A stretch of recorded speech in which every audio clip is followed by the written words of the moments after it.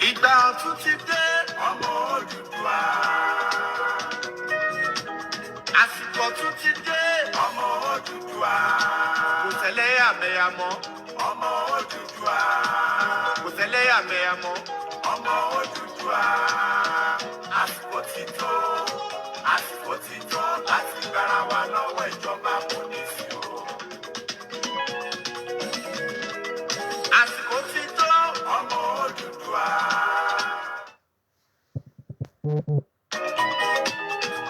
Àsìkò ti tó, ọmọ Odùduwà. Kò sẹ́lẹ̀sìmẹ̀sìn mọ́, ọmọ Odùduwà. Àfẹ́lẹ́yàmẹ̀yà mọ́, ọmọ Odùduwà. Àsìkò ti tó láti gbára wa lọ́wọ́ ìjọba amúnisìn o.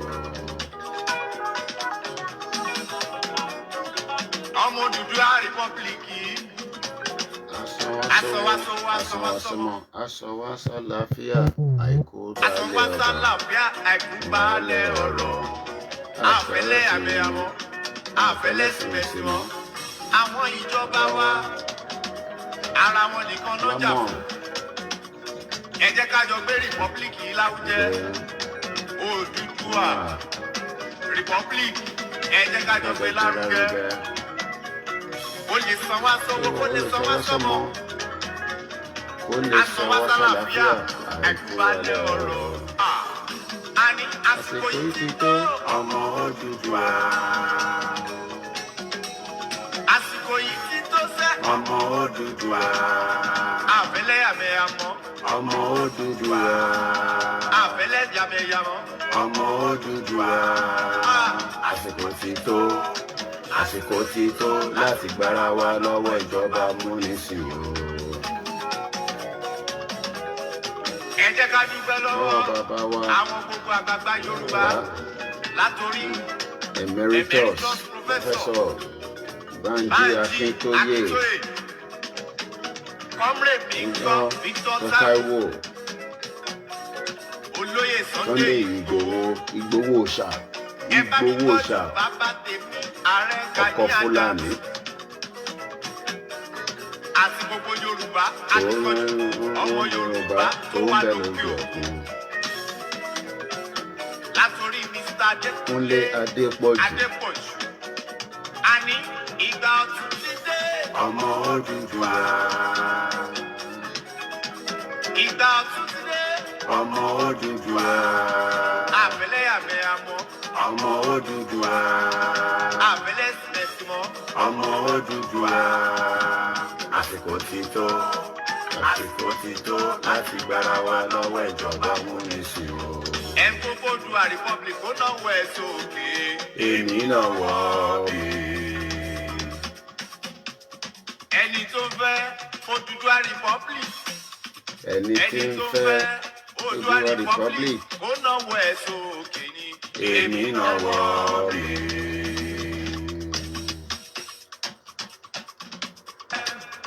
Odùduwà ó náà wọ ẹ̀ sókè.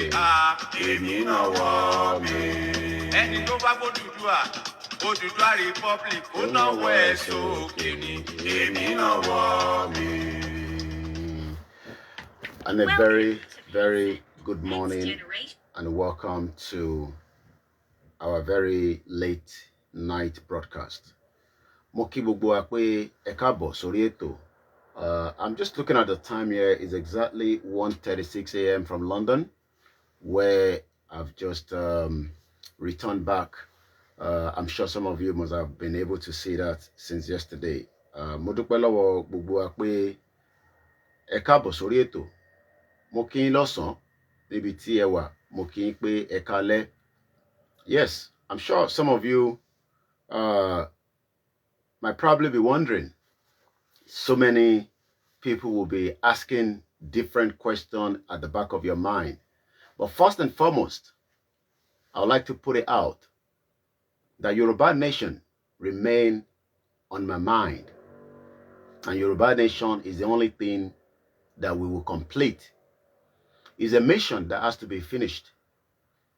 It's a mission that will be completed. Regardless of wherever I am reporting from, First and foremost, whatever I say will be picked up, whether I'm on ground or I'm outside the country. But one thing is, we are using this opportunity again ká fi sọ fún ìjọba Nigeria that this morning tí àwọn èèyàn bá ń gbégbèsè pé wọ́n fẹ́ jáde from wherever they are across the Yoruba land, no one must be killed. No one must be shot. I understand, and I've seen all the evidence of the military across the Yoruba land. But Baba wa Chief Sunday Igboho tún ní kí n tún máa rán yín létí. I've had a long conversation with him, even though I might be far away, that the federal government must not make any attempt to kill any Yoruba across the Yoruba land, and likewise those in the southeast. You might be wondering why we keep saying the southeast. The southeast and the middle belt also asking for freedom out of the contraction called Nigeria. And we will work as a union, as a unity, to make sure that no one is killed within those territories. We continue to monitor all the Fulanis parading themselves as cattle herders and killing every innocent Yorubas from the middle belt and the southeast. But one thing is, gbogbo ìgbésẹ̀ tó bá fẹ́ gbé, we are monitoring and we are putting so many things across to monitor all the situation. Our people will either go for whatever they want to do tomorrow morning. I've had a lot of people asking, kí ló máa ṣẹlẹ̀ gangan láàárọ̀ yìí? Is it going to be rally? Is it going to be protest? The most important thing is we are on our territory and we have every right to decide whatever we want to do. The constitution that binds us with Nigeria is no longer working. That constitution has become void as far back as March 17, 2021. And that constitution is not even working because that constitution is a scam. The 1999 constitution that everybody knows that have been used since 1999 was a military decree on every innocent Nigerians. And as Nigerians are going out, regardless of whether they believe in Yoruba, regardless of whether they believe in Biafra, regardless of whether they believe in Middle Belt, everybody now understands that the country is a shithole and it's not working. And it is now the time to tell the international community once more that we would not back down, whether they like it or not. Once again, the time is exactly 1:40 a.m. and let's play the anthem.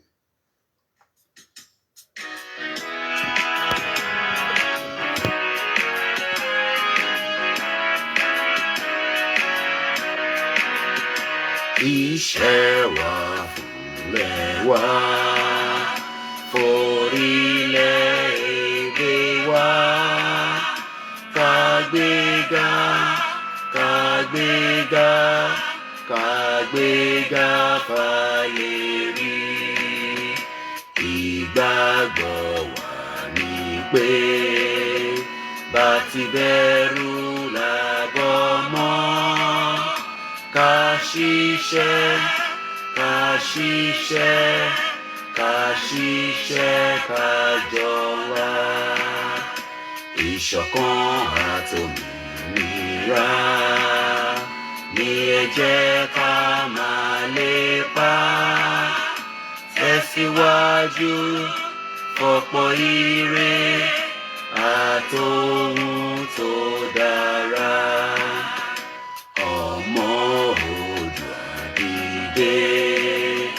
Bọ́ sípò ẹ̀tọ́ rẹ, ìwọ ni ìmọ́lẹ̀ ògo adúláwọ̀. Àwa ni ìmọ́lẹ̀ ògo adúláwọ̀. Lẹ́ẹ̀kan sí mo fi tọ̀wọ̀tọ̀wọ̀ kí gbogbo ẹ̀yin tí ẹ̀ ń bá wa lọ lórí Yoruba Nation Self-Determination. A kí yín nílé, a kí yín lóko, a kí gbogbo ẹ̀yin tí ẹ̀ ń ṣe takuntakun tí gbogbo yín ẹ̀ gbójú síta àmọ́ tìfẹ́ tí ẹ fi ń tẹ̀lé wa lọ́sàn-án lóru. Nigeria will break up and the time is right. Kódà nígbà tí mo wọlé lánàá, I'm sure some of you know I got back to London yesterday. I said it from the entrance when my luggage was searched and few poster was found in my luggage. And the question they asked me was, ṣé a fẹ́ wá instigate problem níbí báyìí ni? And I told the UK border force agent that the problem is already on ground, but everybody neglected those problems. But the war that the world is not expecting will lose inside contraction. One thing is, there's a lot going on. So many things shele every blessed day on the Yoruba land. Our territory, Otiwa, occupied with the jihadists. London rally goes ahead as planned this morning from 10 a.m.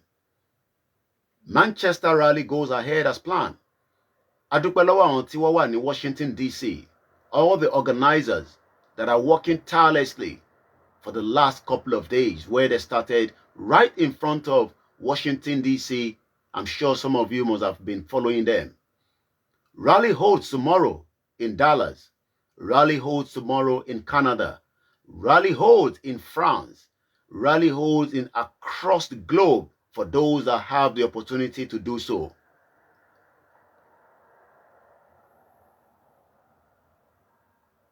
Nigeria is no longer able to hold together. They've tried everything to hold Nigeria together for 60 years of independence, or 61 years according to them. The details for rally for the Dallas, I think somebody just asked just now. I just spoke to one of the brothers that is also going to be in that rally in Dallas, and I'll see if I can pull up something very soon. But one thing I can tell you is the world is watching. Wọ́n lè máa pretend pé àwọn ò gbọ́ gbogbo ohun tá à ń sọ, but they can watch from the long view of their telescope that the country is shaking. Nigeria ti ń shake, but ibi tó fẹ́ já sí làwọn náà mọ̀. Bí ó máa já sí ogun ni wọ́n ò tí mọ̀. Bí ó máa já sí peaceful disintegration, àwọn náà mọ̀. But the federal government wants to push. Yes, Dallas fought at 1 p.m. at the city center. Thank you very much. I could spot my brother there all the way on in Dallas. Let us say it nice to those of you in London. Let us all come out in our masses. Atin so otojo meta. Let us prove to the world that we can turn things around from UK. UK is the genesis of our problem. UK, it's the genesis of problem tí gbogbo wa tó di pé à ń jà lọ́tún, à ń jà lósì. Tó di pé allegation is being pointed on different people. Tó di pé ìsọlẹ́nu wà láàrin gbogbo wa. Àmọ́ in tó ṣẹlẹ̀ gangan ni pé àwọn tó dá problem yẹn sílẹ̀, they are waking up every day and they can see that the problem is now becoming a monster for them. The Nigeria that they created is now about to consume even the United Kingdom if care is not taken. They might know that the problem will start, but they might pretend as if it's not going to happen. Great Britain is monitoring every single details of what is happening in Nigeria. They are making the step. They are making the move. One more way, Nigeria táwọn ti dìmú for a very long time. That empire that they created is now about to consume them. The generation that they thought will never speak are now speaking, even right from the floor of their country. The generation that they will never see are now speaking outside the shore of United Kingdom.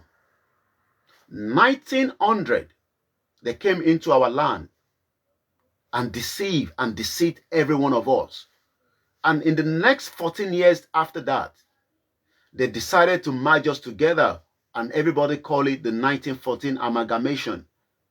That amalgamation, òun ló máa fún wa ní problem báyìí. Amalgamation tí wọ́n fi kó gbogbo wa together. Mo kí gbogbo yín lẹ́ẹ̀kan sí láti Canada, màmá wa Abe Williams. Mo kí gbogbo yín tí ẹ wà lórí thread. Mo fi tìfẹ́tìfẹ́, mo fi tọ̀wọ̀tọ̀wọ̀, mo fi ti ọmọlúàbí tó wà nínú mi, mo fi kí yín. Àmọ́ ọmọlúàbí yẹn ò ní sí pẹ̀lú èmi àtàwọn Nàìjíríà. Ọmọlúàbí yẹn ò ní sí pẹ̀lú gbogbo ẹni tó bá wà against pé kí Yorùbá kó dá dúró. Lóòótọ́ ọmọ tó bí dáadáa nínú léere. Ẹlòmíì ò mọ̀ ni, torí pé tó bá mọ̀ níbi tí wọ́n ti bí wa, wàá rí pé owó gan kò jẹ wá lójú. Gbogbo ohun tó bá wọn olúkálukú ni wọ́n lè sọ. But ibi tá à ń lọ gangan, I remain focused. There will be distraction left and right because the politician knows that Nigeria will break. The white man knows Nigeria will break. Even the empire in Great Britain knows that the country would divide. The Biafra will go, and likewise, the Middle Belt will go. Arewa máa dá dúró, whether they like it or not, because they cannot hold the remaining two nations that is about to come out of that contraction you call Nigeria. One thing again is, I'm sure some of you knows that, I and my brother, my uncle, my friend, and also as a person that believes in what we are doing, and not just as a personal assistant to him. I know his location at every point, and he knows my location at every single point. He knows what I want, and I know what he wants. There might be doubt about people saying different things, but I've become like a like a rock next to him, and likewise is a rock next to me. Àwọn èèyàn máa béèrè pé kí ló dé pé ìfẹ́ tó wà láàrin èmi àti Chief Sunday Igboho? It is nothing more than what he saw in me. Some of you might disagree with that. Some of you might not understand. But ìfẹ́ tó wà láàrin èmi àti wọn cannot be break by anybody. Ẹ gbégbèsè ni ẹ lè break ẹ. You might not like it, and I know you all will come back and watch this broadcast. But one thing is, he has said it. I still remain his personal assistant until we get Yoruba Nation. Ó lè má tẹ́ gbogbo wa lọ́rùn, àmọ́ gẹ́gẹ́ bí ìfẹ́ tó ní sí ilẹ̀ káàárọ̀ òjíire àti ìfẹ́ tí gbogbo yín náà ní, that should be our concern, and that should be our focus. I've heard a lot of different things said, but ibi tá à ń lọ gangan kọ́ nìyẹn. All that is distraction. I was with him, just like I always say, in a very, very, very, and I say very confidential meeting. And I can see in his eyes, I can hear from his heartbeat that the Yoruba nation, don't be disputed with whatever he says. Yoruba nation ni Chief Sunday Igboho dání gbé sọ́wọ́. Ó dẹ̀ ní kí n máa fi tó yín létí ní gbogbo ìgbà pé no going back, because Yoruba nation is the only way out. We have heard enough of people saying, ló ń ṣiṣẹ́ fún politician ni, politician kan ló ń lò. All that is a total bullshit. And I'm very sorry for those that have our children that probably sometime would love to watch some of this broadcast. But one thing I can tell everybody is, Chief Sunday Igboho remain absolute focus, and we will not allow any distraction from anybody, any organization, because people want to distract what we are doing. But he says, he will remain a Yoruba Nation agitation fighter. It doesn't work with any politician. Politician tó bá kó owó fóun kó jáde tó bá jẹ́ pé ọmọ àlè ni. The politician knows Chief Sunday Igboho very well, and some of us might not even know him. the politician knows him very well. One more capability, one mọ tó lè ṣe, àmọ́ ó ní kí n máa fi tó gbogbo ọmọ káàárọ̀ òjíire létí pé Yoruba nation, it is not going back. And that is the most important thing.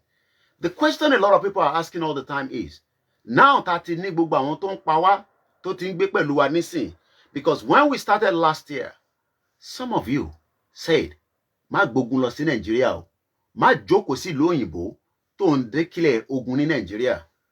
I was there. I smell it. I felt it. I felt the pain of our people. And in no time, we'll be returning back very, very soon. For those doubting Thomas, thinking that, you are all joking. I will be on the ground again. We're only here for a few weeks so that we can review and do certain things and have strategic meeting with those that we need to hold meeting with, that we don't want those meetings to go by telephone. That is purposely why I am on ground again. I'll be doing a lot now that I'm on ground. For the temporary time I will be on ground. Like I said, our best have not even started. We are going to do a lot to make sure that enough of these 14 amalgamation, the contraction called Nigeria, we will bring it down. We will bring it down with diplomacy. For those that want the diplomacy side of things, we will discuss, we will lobby. But at the back of my mind, I know that the fight that we do not want will eventually lead us out of the contraction. A dúpẹ́ lóòótọ́ pé à ń ṣàdúrà lọ́tún lósì. A dẹ̀ dúpẹ́ pé Ọlọ́run gbàdúrà wa. Nítorí pé tó bá gbàdúrà wa ni, ibi tí gbogbo wa délé ní, a lè má láǹfààní àti débẹ̀. But now that we have now got to where we are, we will finish and push it out. So many people are thinking that it is just about June 12 that we are talking about. It is more than June 12. June 12, as we all know, is just one day out of so many things that we have been doing across the Yoruba land and outside. Lójoojúmọ́ làwọn èèyàn ti ń jáde lọ́tún lósì for whatever reason that they have to go out for. Lójoojúmọ́ ni gbogbo yín láǹfààní àti máa ka oríṣiríṣi message tó ń jù sí wa ní different WhatsApp group.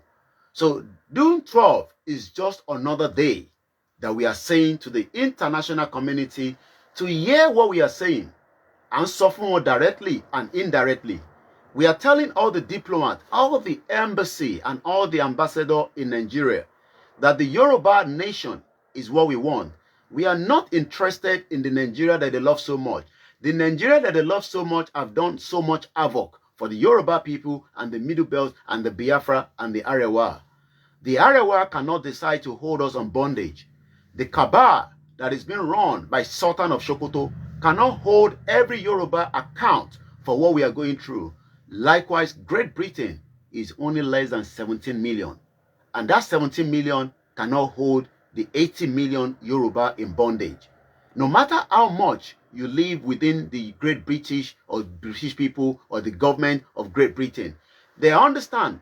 Ìjọ tí Yorùbá bá ti dá dúró, ìjọ yẹn ni power tí Elédùmarè fáwa náà ó máa bẹ̀rẹ̀ sí jáde. I remember on my way down home this morning, I looked at the driver that picked me up. Well educated, sound. He has traveled from one country to the other. He's well read, a computer engineer. He has been able to understand that the knowledge tí Elédùmarè fún is now using it to make a living, just like so many of us in this country. Oh yes, Ẹ̀tìmẹ̀ntì mò ń sọ is a Yoruba man. Kò sí Yorùbá tó bá rí, tẹ́ bá máa fi sọ̀rọ̀ bí ẹ̀ẹ̀mejì bí ẹ̀ẹ̀mẹ́ta, wàá rí pé Elédùmarè ló fún wa ní ọpọlọ, Elédùmarè ló fún wa ní ìfẹ́, Elédùmarè ló dá wa gẹ́gẹ́ bí ó ṣe dá wa. Àmọ́ àwọn tó rí pé wọ́n dá wa bẹ́ẹ̀, they are strong forces. Àwọn èèyàn rò pé Fúlàní nìkan là ń bájà ní Nàìjíríà. Àwọn èèyàn rò pé Nigerian government nìkan là ń bájà. This fight is a fight for the whole world. There are millions of people that want Nigeria to remain one for whatever reason. Some people don't understand that.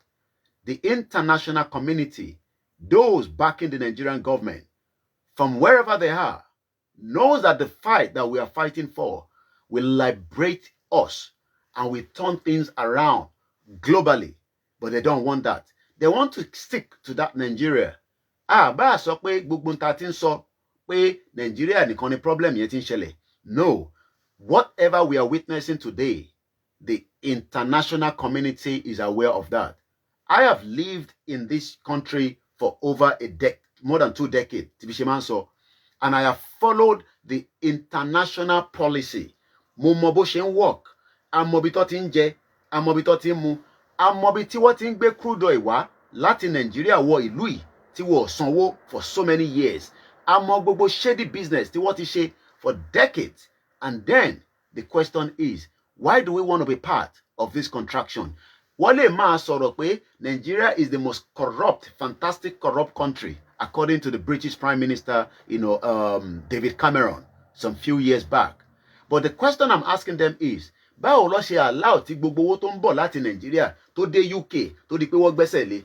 How come they never stop all the transaction that was coming into this country? Have anybody asked, when they talk about millions dollars, millions pounds, in their billions that has been kept in the Swiss in every part of the world, even in America, báwo lówó yẹn ṣe débẹ̀? Báwo lówó yẹn ṣe padà sí Nàìjíríà? Kí ló dé táwọn gọ́ọ̀mẹ̀ntì ìlú yẹn ṣe dá dúró pé owó yìí ò ń ṣòwò tiwa náà, ẹ jẹ́ ká dá padà sílùú tó ti máa fi ṣoríire, sílùú tówó yẹn ní impacted fún? But nobody said anything, because they are all part of the game. People don't understand that the white people knows the game more than us. They know what they are benefiting from Nigeria. It is beyond the Fulani. It is bigger picture than the Fulani tó wà nínú gbó tí gbogbo wa ń rí ta fi padà wá, tó di pé àrò Fulani pé wọ́n fẹ́ support has been labeled on some of us pé a ti kówó jẹ, a kówó jẹ, a ṣe this, a ṣe that. But àwọn tí wọ́n ń jẹ mùdùnmúdùn tí wọ́n jẹ́ kí Nigeria prosper, they are right there in Germany, in Italy, in Spain, in Great Britain, in Turkey, in Saudi Arabia, in Dubai, in Malaysia, across the network of the world, in Canada. But people are not focusing on those bigger picture. International policy. Some policies have been done for certain people so that they can continue to milk Nigeria. People like Dangote. Ṣé mọ impact Dangote ń ṣe nílẹ̀ Yorùbá? Ṣé mọ damage tó ń ṣe? Ìyẹn ni gbogbo àwọn bàbá tí wọ́n ṣe lárí, tí wọ́n ṣe lè ṣe àǹfààní nítorí pé wọ́n ti fi monopoly fún Dangote àti BUA Group. Ẹlòmíì ò tẹ́ mọ̀ pé lára àwọn Yorùbá tẹ́ ń wò yẹn, wọ́n ti gba àbọ̀dè fún wa, òun ni wọ́n ṣe fẹ́ gbà ká dá dúró. So when we look at the bigger picture, and those picture is why we are saying, ẹ jẹ́ ká dá dúró, let us face the reality now. And the reality is, Nigeria can never work, because the international community is working with some groups of people. They are not more than 500. Even your pastor, Pastor Paul Adefarasi, said so. He said, and I quote, that Nigeria is a scam and we must not elect anybody based on that decree constitution that we are using presently. You can see the politician going around talking about review of that constitution after everybody started saying we will break Nigeria, and that country will definitely break. We will not hold election in Nigeria in 2023. What we are going to do remain under our stomach, but let us tell the international community, whether they are Saudi Arabia, whether they are the Arabs, whether they are the English, whether they are the Scottish, whether they are the Germans, wherever they are, that the picture of the Yoruba has been painted in the minds of all the Yorubas across the world, and that picture cannot be removed anymore. Kódà béèyàn bá fẹ́ gbàbọ̀dè, not at this junction, because intagbedani ojú gbogbo rakatia tí so many people are discussing. I need bigger picture to talk about, but they are focusing on the side of some trying to bring people down. Lè gbéyàn kankan wá sílẹ̀ o, ẹ wojú mi dáadáa.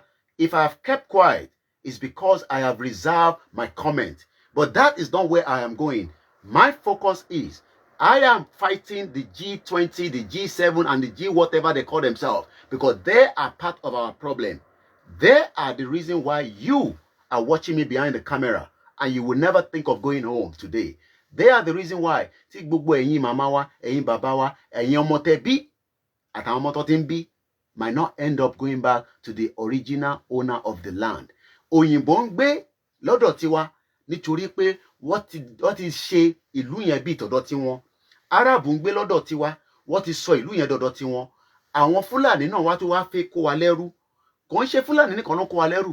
Ẹ mọ̀ pé kó ẹrú kan ní gbogbo wa wà báyìí nísìn. Àtẹ̀ntẹ́ wà nílùú òyìnbó, àtẹ̀ntẹ́ wà l'Amẹ́ríkà, àtẹ̀ntẹ́ wà ní Canada, àtẹ̀ntẹ́ wà ní Germany. Oko ẹrú ni gbogbo wa ń ṣe. Àtẹ̀ntẹ́ wà ní Turkey. It does not matter wherever you are. Àwọn tó wà ní Egypt ò gbẹ̀yìn, àwọn tó wà l'African country ò gbẹ̀yìn. We have all scattered all over the world, but nobody is asking the international community. Gbogbo atrocity tẹ́ dá sílẹ̀ Yorùbá, come and account for those atrocities. Kò sẹ́ni tó ń bi wọ́n. Nobody is asking, but they want to ask us pé káwa wá ṣe account fún àwọn ìgbésẹ̀ tá ti gbé. And I will say it loud and clear again. Gbogbo ẹni tó bá sọ pé àwọn máa bring you down, you cannot. Ẹ gbìyànjú ni.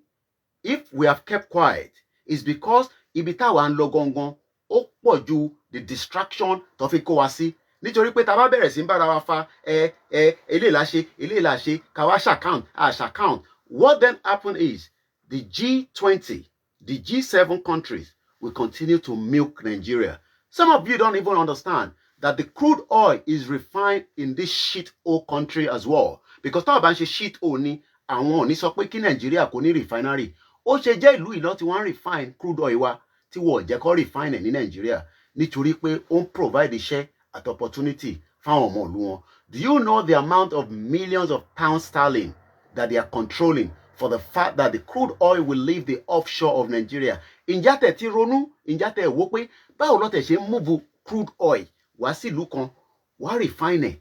Tó bá refine ẹ̀ tán, wá tún dá padà sínú container, wá tún ṣe gbé padà. If every one of us is not having something that is coming up here. But now, tí gbogbo adẹ̀ ti wá sọjí, tí gbogbo àti mọ bó ṣe ń lọ, those are the things that we should focus on. Those are the priorities that we should be discussing. Those are the issues that is affecting you and me that we have lived inside this country for 2 decades. And that is why we are saying, ẹni tó bá l'opportunity, make sure you join them in any rally. Àwọn kan ní ṣé rally ló máa ṣe lÉkòó ni, àwọn kan ní ṣé protest ló máa ṣe. It does not matter whatever they want to do. What matter is the Nigerian government must not kill any single soul tomorrow in that country. Nítorí pé tá bá rí evidence tó dẹ̀ confirm. Thank you very much, Adeyinka Bakari. Yes, some of you might be asking us, why do we always say thank you? On YouTube, anytime tá bá ti ń dúpẹ́ lọ́wọ́ àwọn èèyàn ní YouTube, owó ló ń fún wa. Anything tó bá ń sọ pé super chat, owó ló ń jẹ́ bẹ́ẹ̀. And some of us will appreciate it and say it the way it is.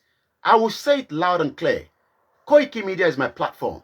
And I have nursed that platform for a very long time. And I've dedicated that platform for this journey. I said it.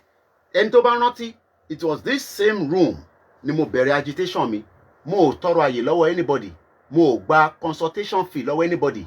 Mo ò pe anybody pé má bínú ìmàmá bẹ̀rẹ̀ sí sọ̀rọ̀ Yoruba Nation, mo dẹ̀ máa gba owó lórí platform mi. Tí bá ti wá ń gbowó, màmá ṣàkáǹtì fún yín o. I never say so to anybody. I remain and I will collect money for Koiki Media. Ẹni tó bá wá sọ pé wọ́n gbé mọ́tò mẹ́fà fún wa, for those that are talking about those 6 cars. Like I said, it's distraction. But I have to always mention it because there are some individuals that think that ọ̀rọ̀ mọ́tò mẹ́fà ló bá mi. I live in UK. I can buy multiple cars. I have bought cars that is worth more than 3,000 pounds. A lè má ra brand new car lóòótọ́. This is a country tèmi gbé for 2 decades. So tẹ́ bá ń sọ̀rọ̀ Sienna mẹ́fà nítorí pé Nigerian government àti àwọn politician once again àyàn kan tún fún wa lọ owó ní tá bá ti ń sọ pé super chat owó ló ń jẹ́ bẹ́ẹ̀ ibikíbi tó bá ti ń sọ pé super chat owó ló ń jẹ́ bẹ́ẹ̀ wọ́n fún wa ní owó ní lórí YouTube. Báwọn òyìnbó ṣe ń ronú nìyẹn. Àwọn mọ̀ pé àwọn tó ń sọ̀rọ̀ àwọn tó ń ṣe oríṣiríṣi program a máa ní opportunity tẹ́yìn tẹ́ ń wò wá náà tẹ́ máa fún wa. Ṣé ẹni tó wá fún mi lówó lórí super chat tẹ́ ń pè ní super chat owó ló ń jẹ́ bẹ́ẹ̀ ṣé kí n reject ẹ ni? So let me say this again. I never consulted any media or anybody or any blogger when I wanted to start this agitation. And I have been doing my media for a very long time. And I will continue to do my media and I will continue to seek for support. Ẹni tó wá ń sọ pé wọ́n gbowó kan kíní kan ló ṣe lórí platform wọn. Once again, owó yẹn pọ̀ lálẹ́ yìí ni ẹ ṣé gan Akin Taiwo ẹ ṣé gan ni mo dúpẹ́ lọ́wọ́ yín. Ẹni tó bá wá ń sọ pé Koiki ẹ wá owó yìí máa ń pọ̀ lálẹ́ yìí kẹ́. Thank you very much Temak Venture. I really appreciate. Ẹni tó bá wá ń sọ pé Kawashi account. Let me say it loud and clear. Egbodada, I have no account to make for anybody. I want to share account fún tásìkò bá tó wá máa bèrè account lọ́wọ́ wa. But when people are crying out every day and thinking that wọ́n máa bà orúkọ Koiki Media jẹ́, lè bà orúkọ ẹ̀ jẹ́, because orúkọ tí Ọlọ́run ti fi sí ibi tó ti ń ṣiṣẹ́ mèremère kó tó di pé a bẹ̀rẹ̀ Yoruba Nation. I have told you, it is a proper registered media. British gan mọ̀ pé media tó ń bá wọn jà ní mí. Once again, thank you very much, African Confidence. And he says, you are doing well, brother. More power to you, Chief Sunday Igboho, and everyone leading this agitation. The time now is 2 a.m. I know where Chief Sunday Igboho is because I know his movement at any time. Ilé ló wà ní, ìta ló wà ní, and I still remain his loyal man till thy kingdom come. Lè fọ́ àárín yẹn, dẹ̀ lè bàjẹ́, kò dẹ̀ sí nǹkan tẹ́ lè ṣe sí. Ó lè má wish gbogbo wa lóòótọ́, but let me say this again. Thank you very much, Adeyinka Bakari. Owó ńlá làwọn jù sí, mo dúpẹ́ lọ́wọ́ yín. Àbọ̀ Yorùbá tẹ́ fi kọ́ kínní ló ń bà mí lẹ́rù. Ẹ mọ̀ pé Yorùbá mi gbogbo tí mo gbọ́ Nàìjíríà gan nígbà tá ti dé ìlú òyìnbó ó ti ń di ibi tí ó ń lọ. Yes, I want to remain focused. Fortune, thank you very much. But it is important that during this journey, there will be a few things that has to come out as well. But one thing is, ẹ wojú tèmi dáadáa. Kò ń ṣe pé mò ń dẹ́rù bá anybody, but èèyàn kan ò lè dẹ́rù bá Koiki Media. Àìtí ṣe nǹkan kan. Ṣé díẹ̀ ni mo ṣe? Àníṣe immigration officer, àwọn border control, ó bi mí, ó ní ṣé mo lóúnjẹ nínú ẹrù. Ọ̀rọ̀ oúnjẹ lélẹ̀ tí mo gbé dání nísìnyí. In tí mo gbé dání ju oúnjẹ lọ. Mo sọ fún pé kò sóúnjẹ ń bẹ̀. Nítorí ó jẹ́ dúdú. Ó doubt me. Ó ní kí n gbé ẹrù wọlé. I'm sure some of you understand. Tẹ́ bá ti ń bọ̀, tẹ́ ti kọjá proper immigration. Ó wish ẹlòmíì, dẹ̀ máa wish lọ́kàn ni pé tí bá ń bọ̀ kó dá mi dúró lẹ́nu ọ̀nà kí má bàa wọlé padà. Irọ́ lẹ pa, nítorí pé òyìnbó tó dá wàhálà sí gbogbo alọ́run gan mọ̀ pé it is our right, it is my right to say, yes, mo ń gbé níbí báyìí lóòótọ́. Living in UK does not put my mouth and say má sọ̀rọ̀. Èmi ti kọjá stage yẹn. Èmi ti kọjá ẹni tí UK máa dẹ́rùbà. Mo ti kọjá ẹni tí United States máa dẹ́rùbà. Mo ti kọjá ẹni tí Germany máa dẹ́rùbà. Mo kọjá ẹni tí Canadian máa dẹ́rùbà. Kò ń ṣe pé torí a ní kankan, nítorí pé orí òtítọ́ la dúró lé. Kí là ń ṣe? Òtítọ́ náà ni. Ṣé n tá ń ṣe náà nísìn ló máa sọ wá di pé báwo mo ṣe pé ẹ mọ̀ fún Yorùbá mi ti bá sọ ní English nísìn, but àwọn èèyàn máa ní òyìnbó tó ń sọ nínú broadcast pọ̀ jù. But what I'm trying to say is, Yoruba have waken up. We have woke up so many souls. Ẹlòmíì ti sùn. Ẹlòmíì ti gbàgbéra. Bear with me. I have to drink a lot of water. I've been drinking a lot of water since I got back. Mo dúpẹ́ lọ́wọ́ nǹkan sí lọ́wọ́ gbogbo wa. Mo dúpẹ́ lọ́wọ́ yín o, bàbá wa Michael Oguntoyinbo, Susan, and the rest of you tẹ́ wà lọ́dọ̀ wa tí ẹ̀ ń bá wa lọ. I read some of the comments when I posted what it means to have freedom. Kí ló ń pè ní freedom? Thank you very much. Olórigbe, I hope mo bá ṣorúkọ yẹn o, ẹ má bínú. Thank you very much. Super chat yẹn pọ̀ lálẹ́. Àwọn tó dẹ̀ wà lórí Facebook ṣì máa fún Koiki lówó. Tó bá ń fún Koiki lówó, àníṣe màá máa béèrè yẹn. Tó bá jẹ́ pé yẹn ló ń bí àwọn kan nínú, pé ó ṣe jẹ́ pé ó ń gbowó lórí platform ẹ̀.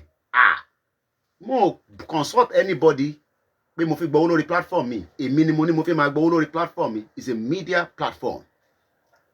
And I'm not your blogger. We have people that are blogging. Iṣẹ́ tí wọ́n nìyẹn. But my job is to review why Nigeria has not worked. And I've been doing that for decades. Dami Nato, thank you very much on YouTube. When I started last year, I declared in this room, crying, Belekun ni mo fi bẹ̀rẹ̀ agitation. I hope one day I will get that video. Ó wà níbi tó wà on YouTube, on social media. My first broadcast was from this same yàrá tẹ́ ń wò yìí. Ó lè ti change torí wọ́n ti bá mi change the curtain, you know. But this is the room tí mo ti bẹ̀rẹ̀ agitation. Yàrá yìí náà láti bẹ̀rẹ̀. So táwọn kan wá ṣe wá ń sọ nísìn pé ta ni Koiki. And let me say this, fẹ́ǹtì ẹ wà ní location 9 thinking that bí a ti sá lọ lójú yín ni ẹ mọ̀ pé nínú agitation tó bá dé stage kan ìyẹn á tún lọ bá àwọn kan ìyẹn á tún lọ gba ìmọ̀ràn yẹn let me say this ó lè jẹ́ torí one information kan ni mo ṣe dé London, but I don't have to go into details of all that.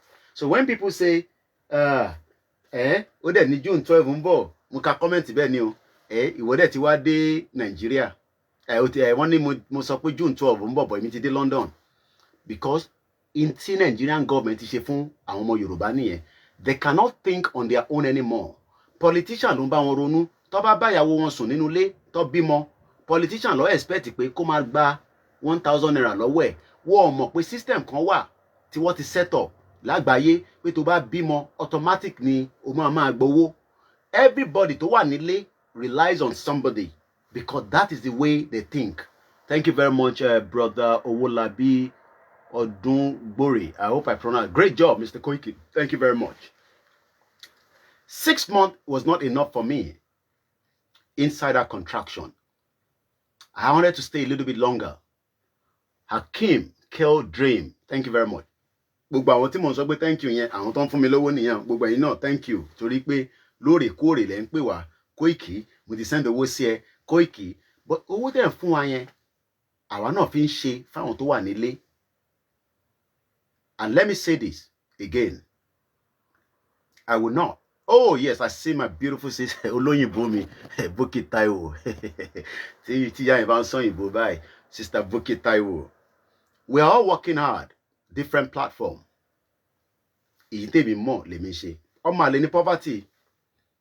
Ọmọ àlè òun ní poverty. Nítorí pé poverty yẹn, òun lẹ́lòmíì fi ń wò pé, bọ̀bọ̀ tó ń lọ yìí, yéè, bọ̀bọ̀ táwọn èèyàn ti mọ̀ yìí, bọ̀bọ̀ tó ń kó gbogbo èlé lọ́wọ́ yìí, báwo ni tiẹ̀ ṣe jẹ́, báwo ló ṣe jẹ́, òun ṣe yàtọ̀ láàrin wọn. I've been different for the last 20 years I've lived here. And I've played my role. Just like every one of us. A lè máa ka gbogbo ẹ̀ ní. Kò sí iṣẹ́ táwa náà ṣe nígbà tá a dé bí báyìí. But ibi táwọn lọ́kọ́ nìyẹn. Send your account number to me. Wọ́n máa bá mi send ẹ̀. Ẹ̀yin tẹ́ wà lórí YouTube, ẹ bá mi send the account number. Wọ́n ń béèrè account number lórí YouTube. Àṣẹ ní fún yín l'account. Fún yín l'account. Nítorí pé mídíà là wà. Mídíà yẹn ó dẹ̀ ń bá àgbáyé jà. Àwọn èèyàn rò pé Nigerian government nìkan ni mò ń bá jà ni. The international community are watching me. They are watching because they know that bọ̀bọ̀ tó ń sọ̀rọ̀ lójoojúmọ́ yìí ó ń ṣí làákàyè àwọn èèyàn sílẹ̀. Especially àwọn tí wọ́n ti believe pé kí ló jẹ́ ká dá. People think it's about political party in Nigeria. They are all 419. Tó bá ń wá in tó ń pè ní 419. Àwọn ni political party tẹ́ ń gbé ní Nigeria. Whether they are APC or PDP, whether they are COA party, even AAC could they make any impact. Sowore, I have said it, is our brother and he remains our brother for life. I understand. Ẹlòmíà ní kò ń ṣọmọ Yorùbá, onóhun ṣe ìyẹn kọ́ là ń sọ. But party tiẹ̀ gan kò lè ṣe pápápá ní Nigeria if he becomes the president. That's even if there will be Nigeria in 2023. Kàkà kí Nigeria wà ní 2023, ayé àfọ́ gbogbo ẹ̀ sí wẹ́wẹ́ kò ní sí Nigeria mọ́. Olórí adorí ara ẹ̀ mú ni. Bẹ́ẹ̀ ni mo sọ. Olórí aṣekíni adorí ara ẹ̀ mú. Some people doubted me when I said I will arrive in Nigeria. Ṣé ṣe wá ń sọ pé ó ti kúrò Nigeria nísìn, but believe pé mo lè wá sílé. Torí lọ́kàn ara yín ó jókòó sí ìlú òyìnbó ó ń dẹnu àwọn Yorùbá ní ó ń dẹnu bí ẹ̀fọ́ rírò pé ìwọ tó ń jókòó London tó ń ṣe this ó ń ṣe that tó bá wá ń ṣòwò lọ́spítù ńkọ́ tó ń ṣòwò ní títì ńkọ́ má bọ́ ń lè nà kájọ máa ṣe. Mo wálé lóòótọ́, mo wálé, mo dẹ̀ dúpẹ́ lọ́wọ́ gbogbo ẹ̀yin tí ẹ dúró tì wá tán pẹ̀lú tọkànkan pẹ̀lú tìfẹ́.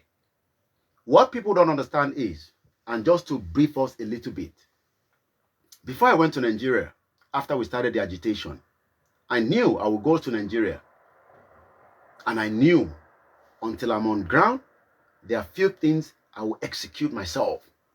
And that's why I kept those few things. Tí bá bẹ̀ wọ́n níṣẹ́ yẹn, mo lè bẹ̀ wọ́n nílé pé kó tẹ poster, kó gborúkọ wa lé lórí.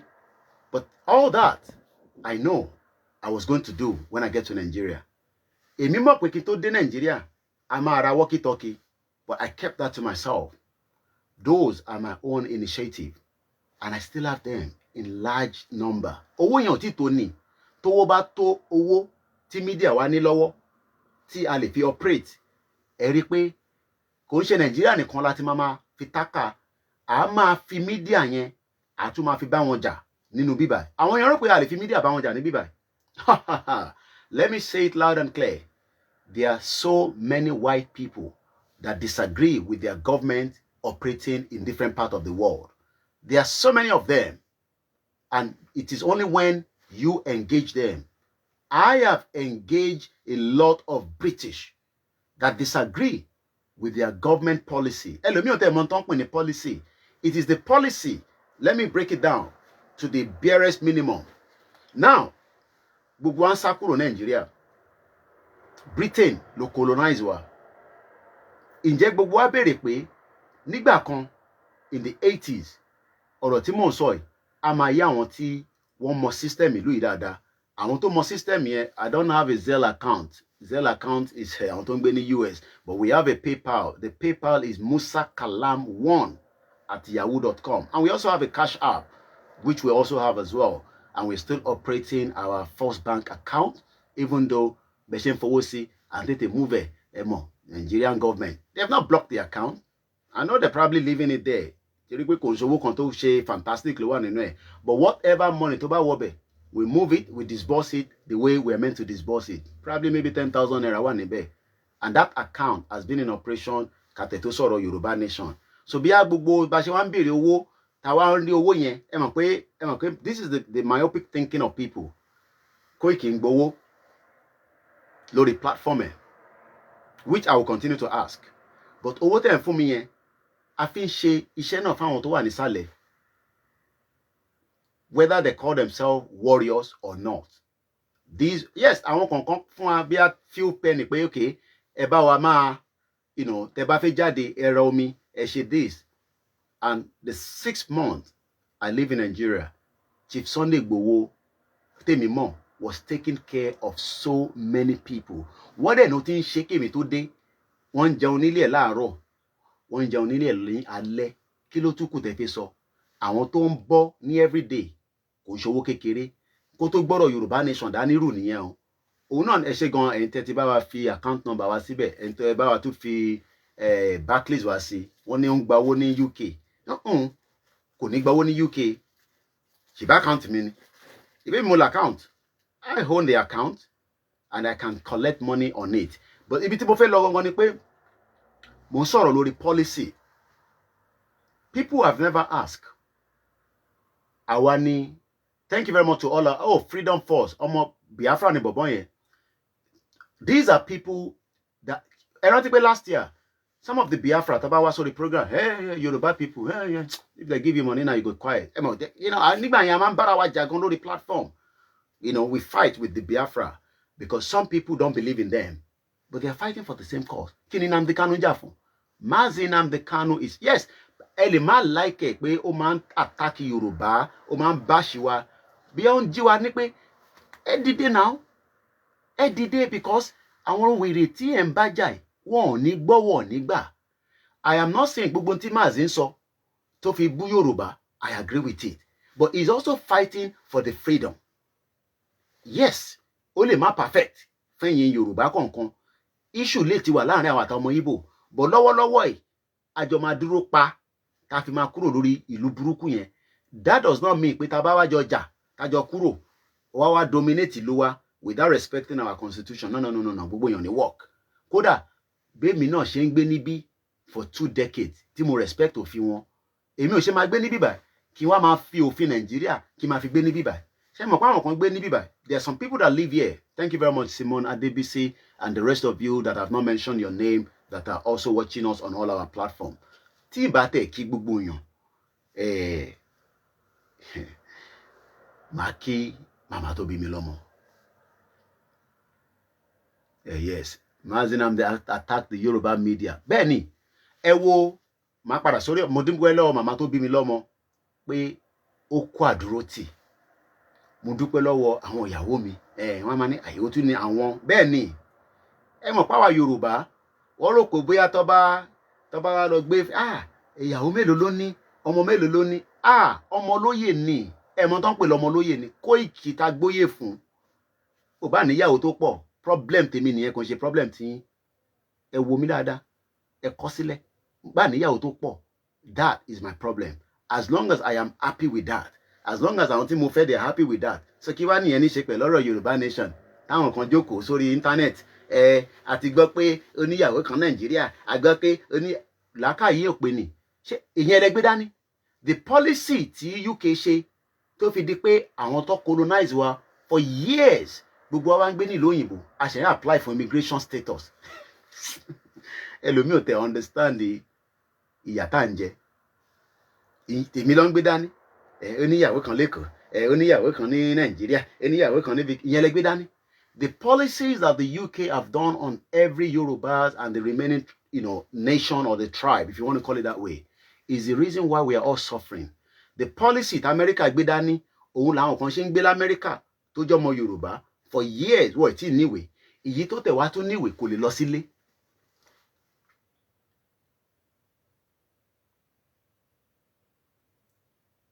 Somebody is asking something there. The money you collected from donor. Táwọn donor bá ní time, they will ask for the money. The radio money, like I said, when the time comes, we would only account for that. And that's all. But for now, the radio we talked about is working. Ní prayer tí wọ́n ní pé nígbà tá a máa wá ṣe radio, just to brief us again. Ẹ lọ wo when I came out and said we wanted a radio, mo bẹ media kankan or any other platform kó bá mi announce pé mo fẹ́ ṣe radio. Mo dẹ̀ ní kó bá wa gbowó lórí platform wọn. I never said so. We insisted that the radio will be coming. The donation is requested and people donated and the radio is already in the process. We had the test transmission last week Sunday. This Saturday, the radio works again from 7 p.m. to 11 p.m. What is the purpose of the radio?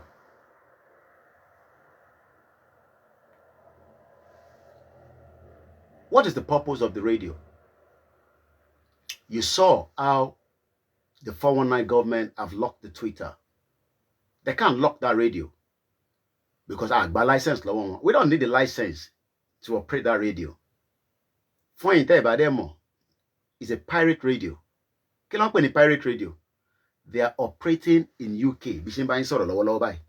We have so many pirate stations. I'm sure over America, over in New Zealand, over Australia, is different part of the world. So when we say we want to set up a radio, Nigerian government ma fún wa ní license ni? No. That is why we took the best option, which is the shortwave. And that shortwave is already working. It's working based on the frequency. Likewise, it's working on the online. But the purpose of it was the frequency channel, not even the online. Ìdí tí ó ṣe ní online ni pé a lè máa wúlò fún gbogbo ẹ̀yin tí ẹ wà níta láti lè máa gbọ́. And we did the test transmission.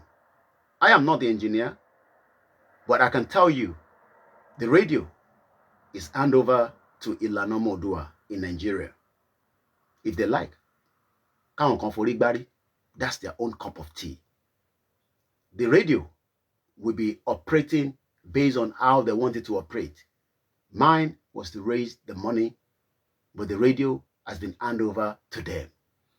And that radio is already working as it says. But tó bá di pé wàhálà yìí bá di kó lọ ju bó ṣe ń lọ yìí, and the Nigerian government shut down the whole communication, that radio will continue to work and serve the purpose it's meant for. People thought maybe the Koiki Media owns the radio. Tèmi bá fẹ́ ní radio. Inú UK gan ni ma ti ní kó fún mi license. Bùkọ́lọ̀ ń jẹ́ kó fún mi, tí ó bá fún mi, òun ni màá fi bá wọn jà. And the licenses are not cheap. They are extremely expensive. So why are the people asking questions about this radio?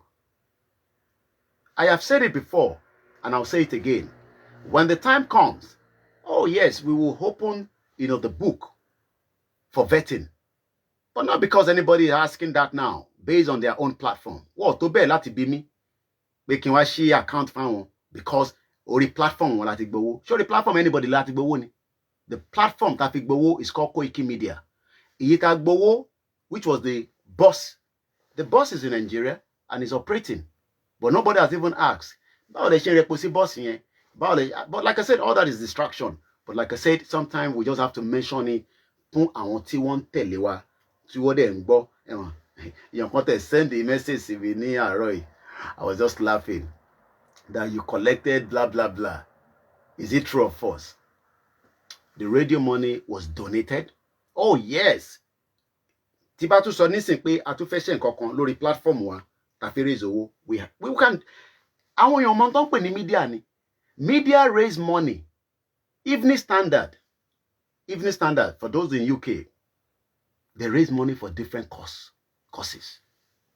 As you raise owó from Koiki Media, whether a fẹ́ fi ṣe nǹkan tó máa ṣe tó máa wúlò fún anílé ni, the media will be used because the media is the tools that is engaging us with the Nigerian government and the international community.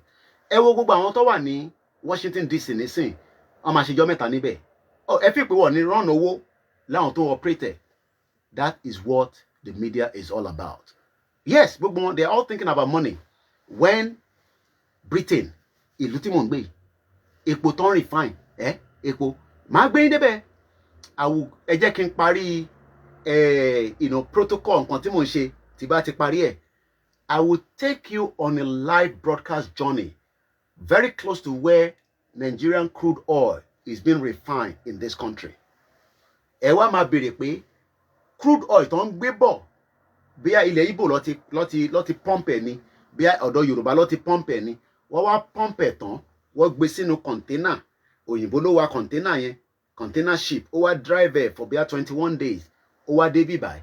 But gbogbo àwa tí a jẹ́ petrochemical engineer tá à ń gbé nílùú yìí, tó bá lọ apply fún iṣẹ́ níbẹ̀ yẹn, they will not give you. Thank you very much. Ìwà pẹ̀lú ẹwà, mo dẹ̀ rí ọwọ́ yín.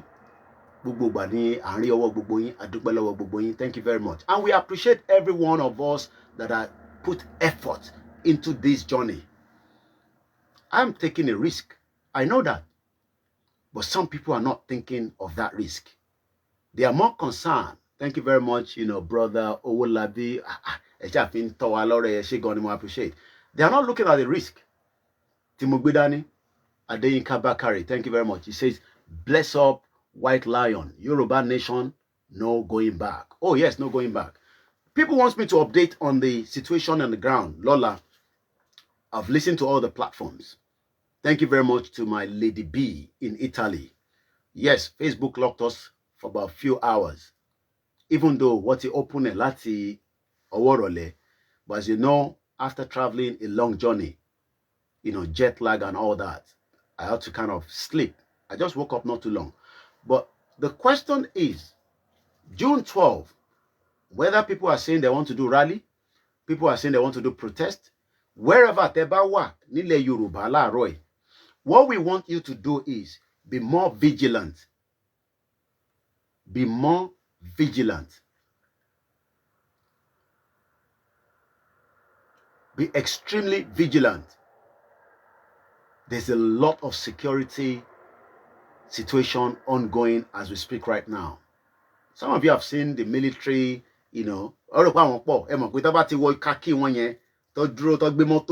them, one deceive around one, deceive. And the military knows that. The Nigerian military knows they cannot deceive us. But because I want to nile what you call I look at the one show hey, I'm sure some of you have seen the video. Hey, military, when I calculated the whole vehicle there, they are not up to 20. I'll say it. Toba dipe wala bade fire bomb, which is petrol bomb, la need. I need anything. But because I want to nile what you call gan, they are scared. Military to be AK-47 dani, to be bondani. A military that cannot fight Boko Haram. But they want to terrorize innocent, Nigerians, because some of them are Nigerians. Majority of people are no longer Nigerians. They don't believe in that shit old country called Nigeria. But they are scared. Thank you very much, those of you welcoming me back to UK. Yes, but the problem is the fight have just started. I'll come back to that. Reason why people are scared of the Nigerian military is they can only terrorize innocent Nigerians. They cannot fight the Boko Haram. They cannot fight the ISWAP. But they want to terrorize innocent Nigerians that do not have the same AK-47. Ẹ mọ̀ pé bọ̀bọ̀ ìṣe máa ń dárúkọ AK-47 lórí platform ẹ̀. Ṣé mọ̀ pé tí àwa náà bá ní AK-47, Nigerian military cannot stand us. They know that. But for years, we have been scared of them. Military coup in the 80s. Buhari wọlé. Hey, military ni o. Hey, wọlé lọ. Má jáde o. Má jẹ́ kó pẹ́ ìgbà ọ̀la ní kú. But àwọ̀ ní kúkú kan, bàbá màmá mi kan tó máa ń pè, màmá sọ pé rẹ̀. Àyín tí ẹ ń ṣe jàǹbá fún wa lẹ máa kú. We are scared of the military. Not us. Àwọ̀ ọ̀bẹ̀rún wọn. I look at the whole video. Ẹ mọ̀ pé àwa máa ń think quicker ni. Though no, it was a moving vehicle. Ẹni tó ń drive, ó ń record ni. But when you slow it down, you start counting the vehicle tó ní níbẹ̀ yẹn. It is not up to 20 vehicle. Tá bá fi petrol sínú bottle, tá faṣọ sí. Ẹ lọ wọ́n tí àwọn Irish ṣe fún UK. Tá bá ṣáná sí. Ṣé rí mọ́tò kankan yẹn, ó máa gbaná. Military tó wà nínú ibẹ̀ tó bá bí dá nígbà tí wọ́n ju petrol bomb sínú mọ́tò kó má jáde.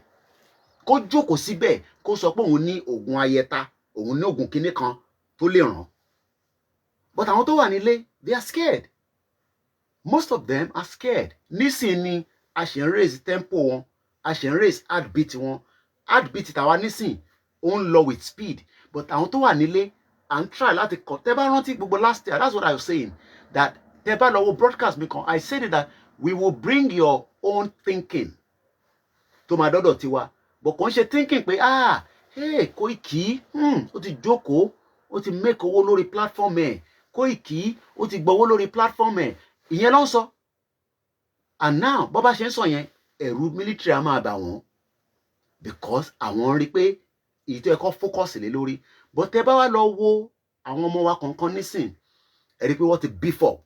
Thank you very much, Maribel Alex. When I say thank you, owó ló ń fún wa. Super chat yẹn owó ló ń jẹ́ bẹ́ẹ̀. Owó ni. Àwọn kan ló create YouTube, technology. Àwa ṣì ń sọ̀rọ̀ shit old country. Kọ́kọ́ switch off Twitter. So the radio again will operate tomorrow at 7 p.m. to 11 p.m. Lágbára Ọlọ́run. It will operate again tomorrow. But what I'm trying to say is, the military can deceive themselves. They cannot win this cause. Wọ́n lè bá Biafra jà, kó bá Middle Belt jà, kó bá Yorùbá jà, kó dẹ̀ win. Lóòótọ́, you might be seeing them turning àwọn máa ṣe this, àwọn máa ṣe that. It's because àwọn tó wà nílé, they are scared of them. So this morning, because àti wà ní exactly 2:35. So láàárọ̀ yìí, people will come out, whether they are going out for protest, whether they're going for a rally. It does not make any difference. What matter is, Nigerian government must not assassinate anybody. Somebody, I think, okay, Maribel, I've already said thank you. Once again, thank you very much. And we've raised a lot of money, on our YouTube. Tàbá sọ nísìn, àwọn kan bá wa ṣe sí náírà. Kò ṣe ìtẹ́wà níta o, but àwọn tó wà nílé wá ṣe sí náírà. Àwọn kankan tó dẹ̀ wà níta náà ni, ó ti ń gbowó again. Àwọn mọ̀ owó ló máa ń béèrè. Problem tèmi nìyẹn, kò ṣe problem tìyín. The question we should be asking ourselves is, tomorrow, I've had meeting upon meeting before I left. And when I say meeting, I have meeting with my boss, Chief Sunday Igboho, based on the security issue. I didn't have meeting with any other person, but mo mọ̀ pé everybody that are our own security force, like our own generalismo, Babawa Iba Gani Adams, Lógún Ọ̀fẹ́ tí mo fi tọ̀wọ̀tọ̀wọ̀ dárúkọ wọn. He will also be reviewing the security architect tomorrow. Kende Laguda, on keep up the good work. Owon gidi gidi lọ fún wa lórí YouTube. Thank you very much. Baba wa Iba Gani Adams, Logun Ofel, Timothy Towotowo Daruko. He is also going to be monitoring the situation tomorrow. They have experience when it comes to situations like this. They've been involved before. They know what the military can do. And I'm sure Watimashi security meeting, Labele, I didn't involve in their own security meeting, but I can tell you from Chief Sunday Igboho's side, I was with him in at least some few meetings, which I don't have to go into details. And I can tell you, the lives of every Yoruba matters to us. Whether you all are coming out for rally, whether you are coming out for protest tomorrow or after tomorrow, what concerns us? Thank you very much, Omoshola Odusoya. Again, Super Chat is all about the money on YouTube. And Tebawa Lori Facebook, you know, let's say Losibel, call it crossover, sorry, YouTube.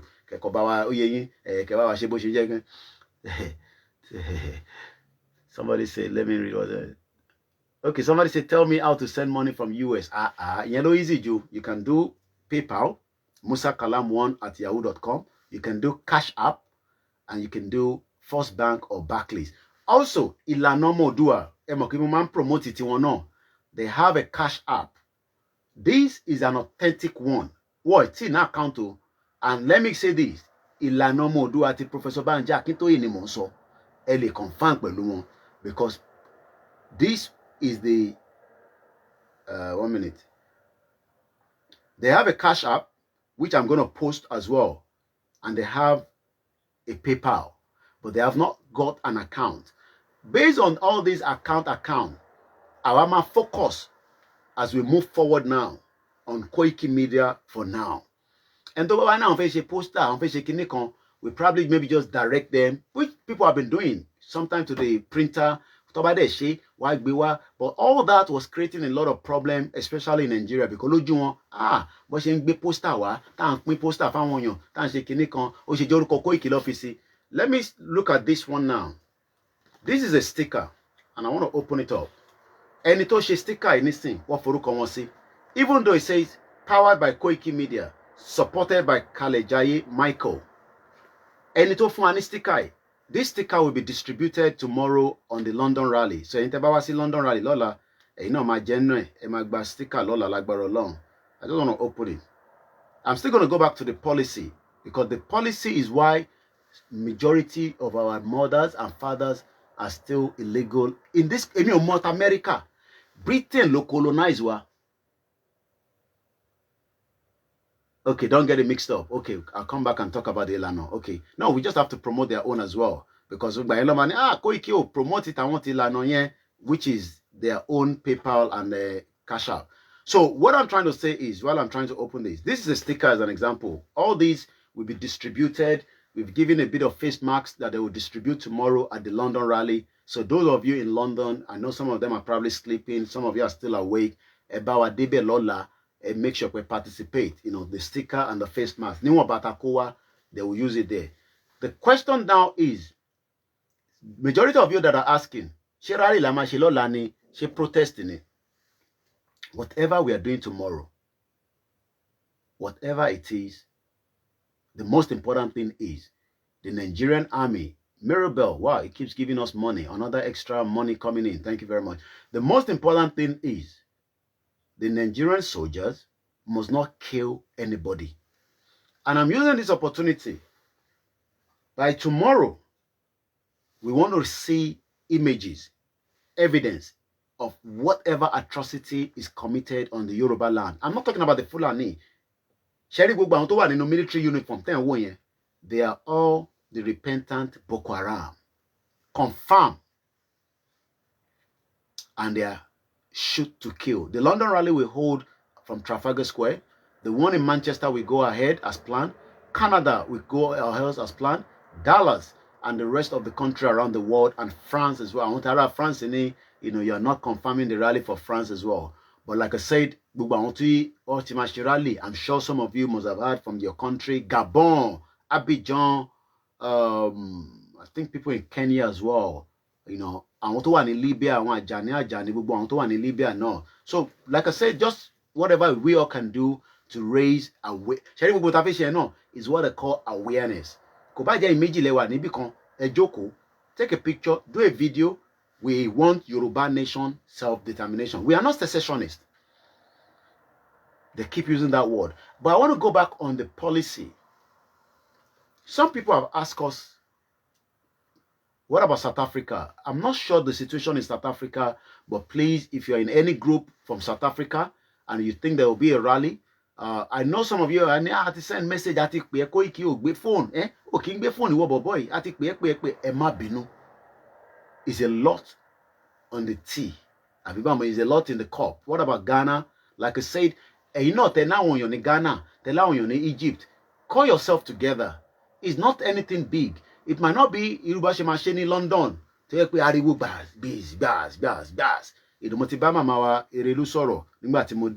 I spoke to Babawa Heritage. I spoke to Babawa Gbedu, you know, and I spoke to, I'm aware that, you know, a lot of other people since I've arrived as well. So I spoke to them, and you know, what is particular lady obsessed with your obsessed with broadcast. They are not serious. Ọmọlóyè ni mí. Ẹ̀mọ́ tán pè lóyè ni. Koiki tá gbóyè fún ni. Gbogbo yẹn náà distraction ni. Ṣé mọ̀ pé àwọn tó wà nílé, the way they think, bọ̀bọ́ ìwà jókòó sílé, ọmọge kan wá wà pẹ̀lú ẹ̀, ta lọmọge yẹn, ó dẹ̀ máa sọ fún òun níyàwó ní London. Distraction. Whereas òyìnbó, àwọn gbàdúrà pé kí a má pè. Have you followed the UK government? I keep using the word UK government. Sorry, I can't read too much comment on the Facebook, but I will review those comments back. When is Lagos rally? Big question mark. I had my brother Akondoro was talking about the but apparently program. I listen to all the program as well because I learn a lot from every platform. I listen to every platform, and I've been doing so not for any no. I listen to every platform. Everybody. program. The silent watcher. Hey, I love that name. The silent watcher. But there's a comment from it as well. You say Kiki. Okay, I'm Koiki, but I'll take it as well that my name is Kiki. I appreciate the good work. Keep it up and keep it going. Oh, definitely, we're not backing down. And all hail the Biafra. We love you so much. And like I said, when we get our nation, we will have to respect each other's constitution. But what I'm trying to say is, those are asking, okay, my back-end team, they're asking for the Cash App number, somebody on YouTube. People are asking, Shirali Lomashilolani, she protest Lomashilolani. I spoke also to Comrade Shola Kogbodoku, a very powerful woman. She left Dublin to come inside that contraction and work it tirelessly. And I appreciate that because, you know, she has so many people, you know, currently with her now in Abeokuta preparing for tomorrow. Some people will definitely not be everywhere. Let me start analyzing that because this is the part that maybe people want us to talk about. So I'll leave the remaining part during our next broadcast. Let's talk about the June 12th so that we're not distracting. I'll take few calls, even though I know it's very late. Location 9.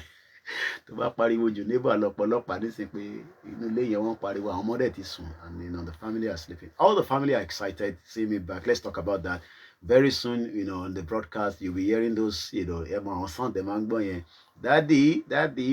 They, you know, I met the family very well. It's been a long time, you know, 6 months, but they're all strong and they remain very strong for me as well. And I appreciate every single one of you as well because you're all my family. You know, every one of you. Okay.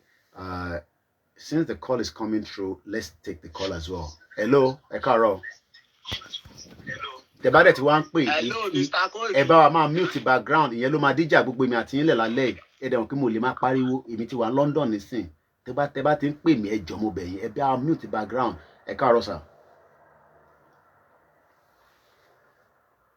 +20 Ekaro. Shut the mute ara wọn ni. Hello sir. mo ní kẹ́ mute ti mobile phone èyí tẹ́ fi ń wò mí mo ní kẹ́ mute. Okay. Ṣẹ́rí tẹ́ fi ń gbọ́ mi yẹn ní kẹ́ mute tínú ilé. Ẹ má fi yẹn gbọ́ mi orí phone ní kẹ́ ti máa gbọ́ mi. Ẹ mute ti TV yín mo mọ̀ pé orí bridge screen ẹ ti ń wò mí ẹ mute yẹn. Àmọ́ gbọ́ yín straightly báyìí. Ó yá ẹ bá wa dá sí. Ẹjọ́ sà àti Egypt mo ti ń pè. Okay.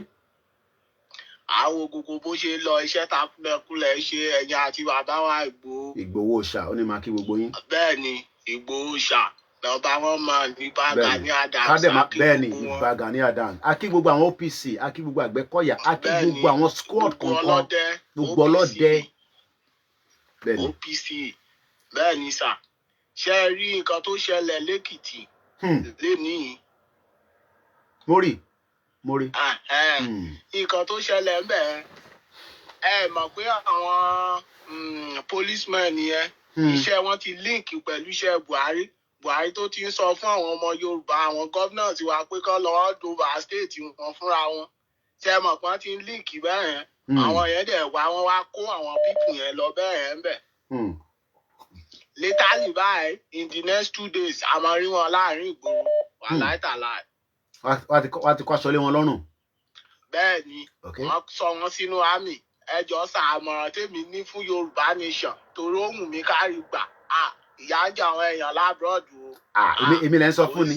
Àní ẹni tó gbé mi láti airport nígbà tó sọ gbogbo qualification tó ní lóòótọ́ kò síṣẹ́ tíyàn lè ṣe but tó bá wọ́n náà fẹ́ padà sílé bó ṣe sọ fún mi nìyẹn but kódà wọ́n tẹ̀ náà há sílé nínú COVID yẹn for 8 months ó ṣe padà dé náà ni but ilé ò ṣe gbé nítorí pé policy ilé kò tẹ́ wa lọ́rùn àwọn Fúlàní ò jẹ́ kó tẹ́ wa lọ́rùn àwọn òyìnbó wà lára tí policy ilé ò ṣe ṣiṣẹ́ fún gbogbo ẹyẹ ń sọ fún yín òyìnbó ò fi jẹ́ ká níná òyìnbó ò fi jẹ́ ká lómi mo wá dé nígbà tí mo dé ibi tí mo ti ṣe connecting flight mi ẹ má ti lọ ẹ̀gbọ́n mi mo ṣe fídíò bẹ̀ yẹn tẹ́ bá lọ àwọn fídíò tí mo post kò ń ṣe pé a fi ń ṣakọ mo kàn ń jẹ́ káwọn èèyàn rí àwọn fídíò yẹn pé this is how life is meant to be mo wá débi kan tó gbé signboard síbẹ̀ support Africa Red Cross kìíní kan ìtọ́ fẹ́ kọ́ máa ṣe nìyẹn kọ́ máa support wa kọ́ máa fún wa ní peanut kọ́ máa fún wa ní peanut ìyá ń jẹ ṣé gé sáwọn èèyàn lára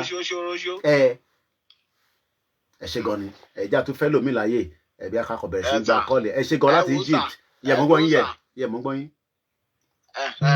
Ṣé ẹ rí nǹkan tí mo fẹ́ sọ protest tó fẹ́ lọ lọ́la ẹ̀. Bẹ́ẹ̀ni. Ẹ jẹ́ káwọn tó wà nínú state kankan kan lọ sí governor house kan fún governor ní 7 days. Anything can happen láàárọ̀ lánìṣẹ́ anything can happen. àmàjò governor house ni. ẹ tẹ̀ ní láti pariwo. Sí president pé Yorùbá Nation làwọn èèyàn mi fẹ́ every governor in Yorùbá state kankan. àwọn òfin ṣe yẹn. nǹkan táwọn èèyàn mi fẹ́ ní. ẹ ṣe o àti rọwọ́ àwọn tó ń bá wa send nìkan láti cash app I can see kind of awareness saying that owó ti ń wọ bẹ̀. Thank you very much those of you sending money you know yourself thank you very much. Ẹ ṣé gan ni bàbá wa láti Egypt. Ẹ ṣé gan ni. Ọlá àdúró ti yín o. Àdúró ti gbogbo wa. Ẹ ṣé gan ni. Kò ní gbé ọ̀dàlẹ̀ bẹ́ẹ̀ ni gbogbo ọ̀dàlẹ̀ pátápátá la máa fi ojú wọn la máa fi ṣe ògún torí pé àwọn lọ́ọ́ fẹ́ jẹ́ ká kọjá lọ. Egypt tí bàbá wa yẹn wà èmi ti mọ Cairo for a very long time. Okay, let's open the phone line but our focus still remain the June 12. Ẹ má ká divert ẹ jẹ́ ká really focus lórí June 12 yẹn ká sọ̀rọ̀ lé lórí. Ẹ káàárọ̀ láti US or Canada. Hello caller. Ẹ dẹ̀ mọ̀ pé mo nílé máa pariwo púpọ̀ so ẹni yẹn ṣì wà ń bẹ̀ I can still them there. Okay, what he cut out. Gbogbo ẹni tẹ́ bá ti ń pè ẹ jọ̀ọ́ ẹ máa mute ti background yẹn. Hello caller. Hello. Ẹ káàárọ̀ sir. Ẹ káàárọ̀ sir. Àkúdàjẹ́ o. Yeah, today is the 12th. So the rally is taking place across the world, whether it's protest in Yoruba land, but the most important thing is people gbọ́dọ̀ pààyàn kankan láàárọ̀ yìí. Ẹ káàbọ̀ sórí ètò. Ẹ sọ, Tèmílẹ́yìn lórúkọ mi. Nigerian bí làwa ti ń pè yín. Ẹ ṣé gan ni. Ẹ kú ètò lọ. Ètò nìyẹn. Ṣé rí gbogbo program yìí kò sí táwa ń follow. Mo appreciate. Ṣùgbọ́n nǹkan tí mo fẹ́ kẹ́ ṣe ni pé anybody tí ò bá sọ̀rọ̀. Ẹ má wo anybody. Mo tẹ ìwé bẹ̀rẹ̀ rárá. Nǹkan tẹ gbé sọ́wọ́. Ó lágbára gan kò yáwọn èèyàn ni. Ọlọ́run á dẹ̀ fún wa ní Odùduwà nation yìí gbà. Ó tẹ̀ fún wa ṣe ní ká máa sọ. Gbogbo jíjẹ́ tọ́lọ́run. À ń ládùúgbò tí wàá ń bíbí. afẹ́kẹ́ pé Èkó làwa wà níbí ṣùgbọ́n ládùúgbò wa yìí àwọn mọ́là tó ń gàn kádà àwọn pọ̀ gan ṣùgbọ́n mi máa ń sọ fáwọn èèyàn mi pé ẹ má sùn wọra o oníkálukú ní àdá sínú ilé torí ẹni tí kà á bọ̀ lẹ́bẹ́ tó dáa bẹ́ẹ̀ ni kó wà nílé. so Ọlọ́run á ràn wá lọ́wọ́. Thank you very much. láti gba Yorùbá Nation yìí náà. bẹ́ẹ̀ ni thank you. ẹ dẹ̀ káàbọ̀ sí ilé náà ẹ bá wa káwọn ẹbí yín o. màá kí wọn àwọn náà ni màá kí gbogbo yín o ẹ ṣé gan ni. Thank you very much, Mirabel. Mirabel kàn fi owó tọ́ wa lọ́rùn ní orí YouTube. Let's go straight to the next caller. Hello, ẹ káàárọ̀. Okay. Gbogbo ẹni tó bá ti ń pè ẹ bá máa ṣe ní kọ́mọ́kọ́mọ́. Hello, ẹ káàárọ̀. Hello. Ìyẹn la ṣe ẹ bá mute ti background mo ti bẹ gbogbo wa ẹjọ́ ẹ mọ̀ sílẹ̀ ti ṣú ẹjọ́. Mo ń gbọ́ yín. Ẹ mọ̀ pàtí padà sí civilized society. Ariwo mi ò lè gbọ́dọ̀. Brooklyn mo ti ń pè Brooklyn, New York. Okay, all right. Mo fẹ́ jẹ́ kẹ́ parí British policy yẹn because it was interesting but they keep. All right, let me go back to it. Let me go back to it. It's very important. Yes. Sorry, go back to it. And again, we are having a rally too in the city in front of the Nigerian High Commission. Okay, ní time wo so that káwọn èèyàn lè mọ̀ today ilé máa tètè fún information in white ti pè nísìn ní time wo. All right, they were saying 12 o'clock or something. So káwọn èèyàn ti máa débẹ̀ láti 11 tó bá sọ pé 12 ẹ jẹ́ ká débẹ̀ láti 11 ní iwájú embassy ní New York City ẹ ṣé gan ni. Wọ́n ní kí n sọ̀rọ̀. Ẹgbẹ́ náà ní United Nations. Kí ni máa wà? All right. Ẹjọ́ tẹ bá ti gbogbo yẹn tẹ bá ti ń ṣe rally yẹn ẹ má worry ẹ send the picture sí mi I'll upload it later. Ẹ ṣé gan ni alàgbà ẹ ṣé gan ni. Wọ́n ní kí n padà lórí policy. I think a lot of people really wants to enjoy that part. Ẹ ní sùúrù ẹ̀ tẹ́ ń pè. When we talk about the policy, what's the meaning of policy? I want people to first type in, I'm not sure whether Walata is watching me because it's also my back end team. But I want us to put in what is the meaning of policy. I'm not taking calls now. I want us to, we're not taking calls. Ẹ ṣe sùúrù. A fẹ́ béèrè pé kí ni meaning policy? Gbogbo ẹni tẹ́ ń pè wá ẹ má ti pè. Okay, so when's the call? Mo fẹ́ lọ wo meaning policy. Kí ló ń pè? I know the breakdown, but I want people to put the, as how you can explain it. Kí ni policy? Kí ló ń pè ní policy? We're not taking calls. Gbogbo ẹni tẹ́ ń pè ẹ ṣe sùúrù. Policy. Policy makers. According to the IFA, which is Google dictionary, somebody said policy is the rules and regulation. Okay, thank you very much. Again on Facebook, somebody say it's rules and regulation. But how does it have impact on the people? According to the dictionary, they keep calling. According to this, a person responsible for or involved in formulating policies, especially in politics. A lot of people see the international community. What is their policy on Nigeria? And what is their policies with Nigerians outside Nigeria? Why are we all complaining that we don't want to be part of Nigeria? Because the policy that has been kept together, thank you very much, Mirabel. As an example, I live here and I know their policy, especially going from the immigration. The reason why we say, if Great Britain love us so much, Nigerians should never go through any immigration in this country. The policy is to keep us as their meal ticket, according to African Force. He's a big brother. I speak to him all the time. The policy that UK government knows that our refinery is not working, but they will prefer the crude oil to travel miles into the gate country called Great Britain and allow that crude oil to be refined from here and then exported back to Nigeria. The policy that they have is why we are all going through this problem, because when they came to Nigeria, nígbà tó dé Nigeria, tí wọ́n ní òyìnbó yọmí tí ń pọ̀ jù nísìn, nígbà tó dé Nigeria in 1900, kí ni policy gangan tán ní fún wa? Was Great Britain giving us a policy that is now saying that today in 21st century, 2021, àwa tún complain? If truly that policy was working, we shouldn't even be complaining. But they knew people like late Chief Obafemi Awolowo, Colonial Baba. They knew his policy was for the, well, even as at the time, people might say for Nigeria. I'm just giving it as an example. Even though we know that he had the interest of the Yoruba at heart, we saw we were in Telanfani, we were in Mamawa, in Babawa, Telanfani ateka free education. It's because the policy ti Baba Awolowo gbe sílẹ̀ ni. But how come now Britain ṣì ń sọ pé àwọn fẹ́ unity Nigeria, àwọn fẹ́ cash election? Policy wo ló ń ṣe tẹ́lẹ̀? Àbí policy wo ló yẹ kó ti gbé? Kí làwọn ìgbésẹ̀ tó yẹ kó ti gbé táwọn bá fẹ́ unity Nigeria? Wọ́n rí i pé genocide ń ṣẹlẹ̀ nílẹ̀ Yorùbá, genocide ń ṣẹlẹ̀ nílẹ̀ Igbo. Wọ́n pa àwọn èèyàn ní Ìgàngán, BBC ti UK. Ẹ máa gbọ́ mi o, ẹ máa gbọ́ mi dáadáa. These are the policy. It might come in different direction. So ẹ máa bá manage bí ṣe ń gbé. Tá bá ti wá ṣí òpó yẹn, ẹ̀yin náà lè wà máa mú nínú ẹ̀. Now, nígbà tó pa George Floyd, màmá wa kàn pè lórí ètò. Wọ́n ní ṣe arántí pé George Floyd counterfeit money ló ná tó fi di pé wọ́n pọ̀ ọlọ́pàá fún. After tó pọ̀ ọlọ́pàá fún, lọ́lọ́pàá ṣe kí ni? Ó gbẹ́sẹ̀ lé lọ́rùn, ó di pé ó kú. Even though pé family ẹ̀ nísìn got a payout, which was a good money, about 27 million, I'm not sure, from what somebody said on that day, Timoka. It's not about the money. Ẹ̀mí yẹn wọ́n ti pa. Ẹ máa gbọ́ mi o.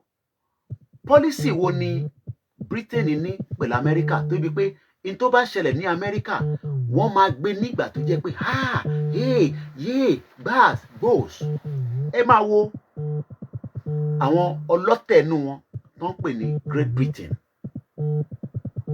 Ìdí tí a ṣe ń complain lénìí ni pé now tẹ́ bá rántí gbà tó pa George Floyd, ojoojúmọ́ ní BBC News 24, kódà wọ́n tún gbé àwọn extra crew, wọ́n gbé wọn lọ sí America, because the policy between the two countries is cordial. Òyìnbó á pè ní cordial relationship.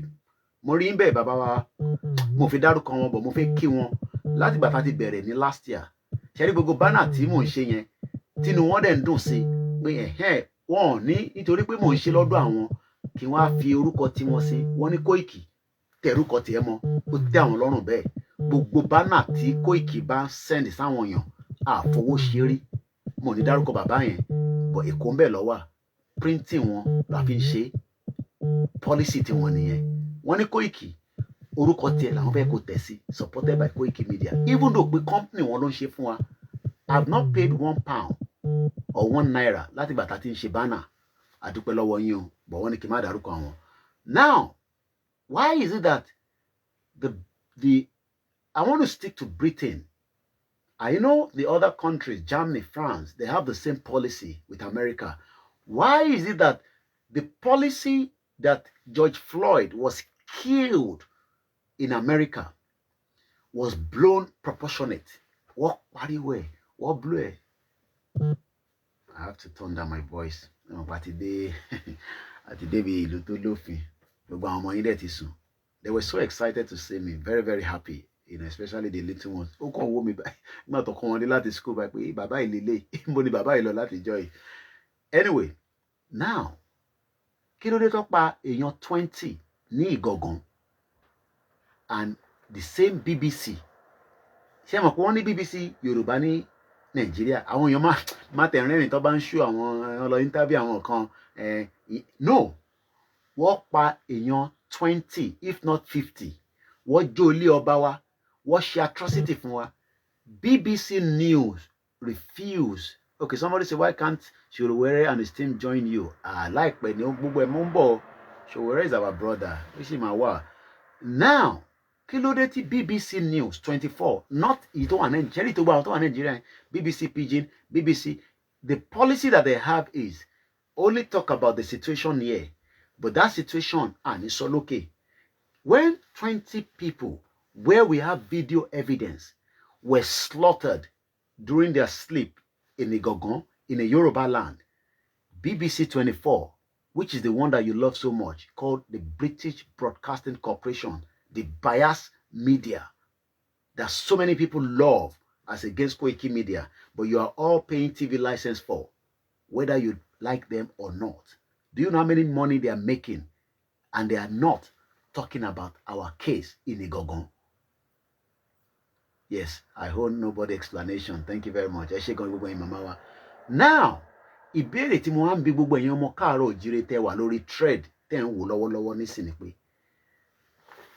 ìfẹ́ ta ni wọ́n ní tí British High Commission tó lọ sọ́dọ̀ Sulu Gambari, ẹ mọ̀ kó ti lọ sọ́dọ̀ ọba Akeolu kábíyèsí, wọ́n ti lọ sọ́dọ̀ bàbá wa ikú bàbá Yèyé Aláàfin tí mo fi tọ̀wọ̀tọ̀wọ̀ dárúkọ, wọ́n tún ti dọ́dọ̀ Gambari, Sulu Gambari.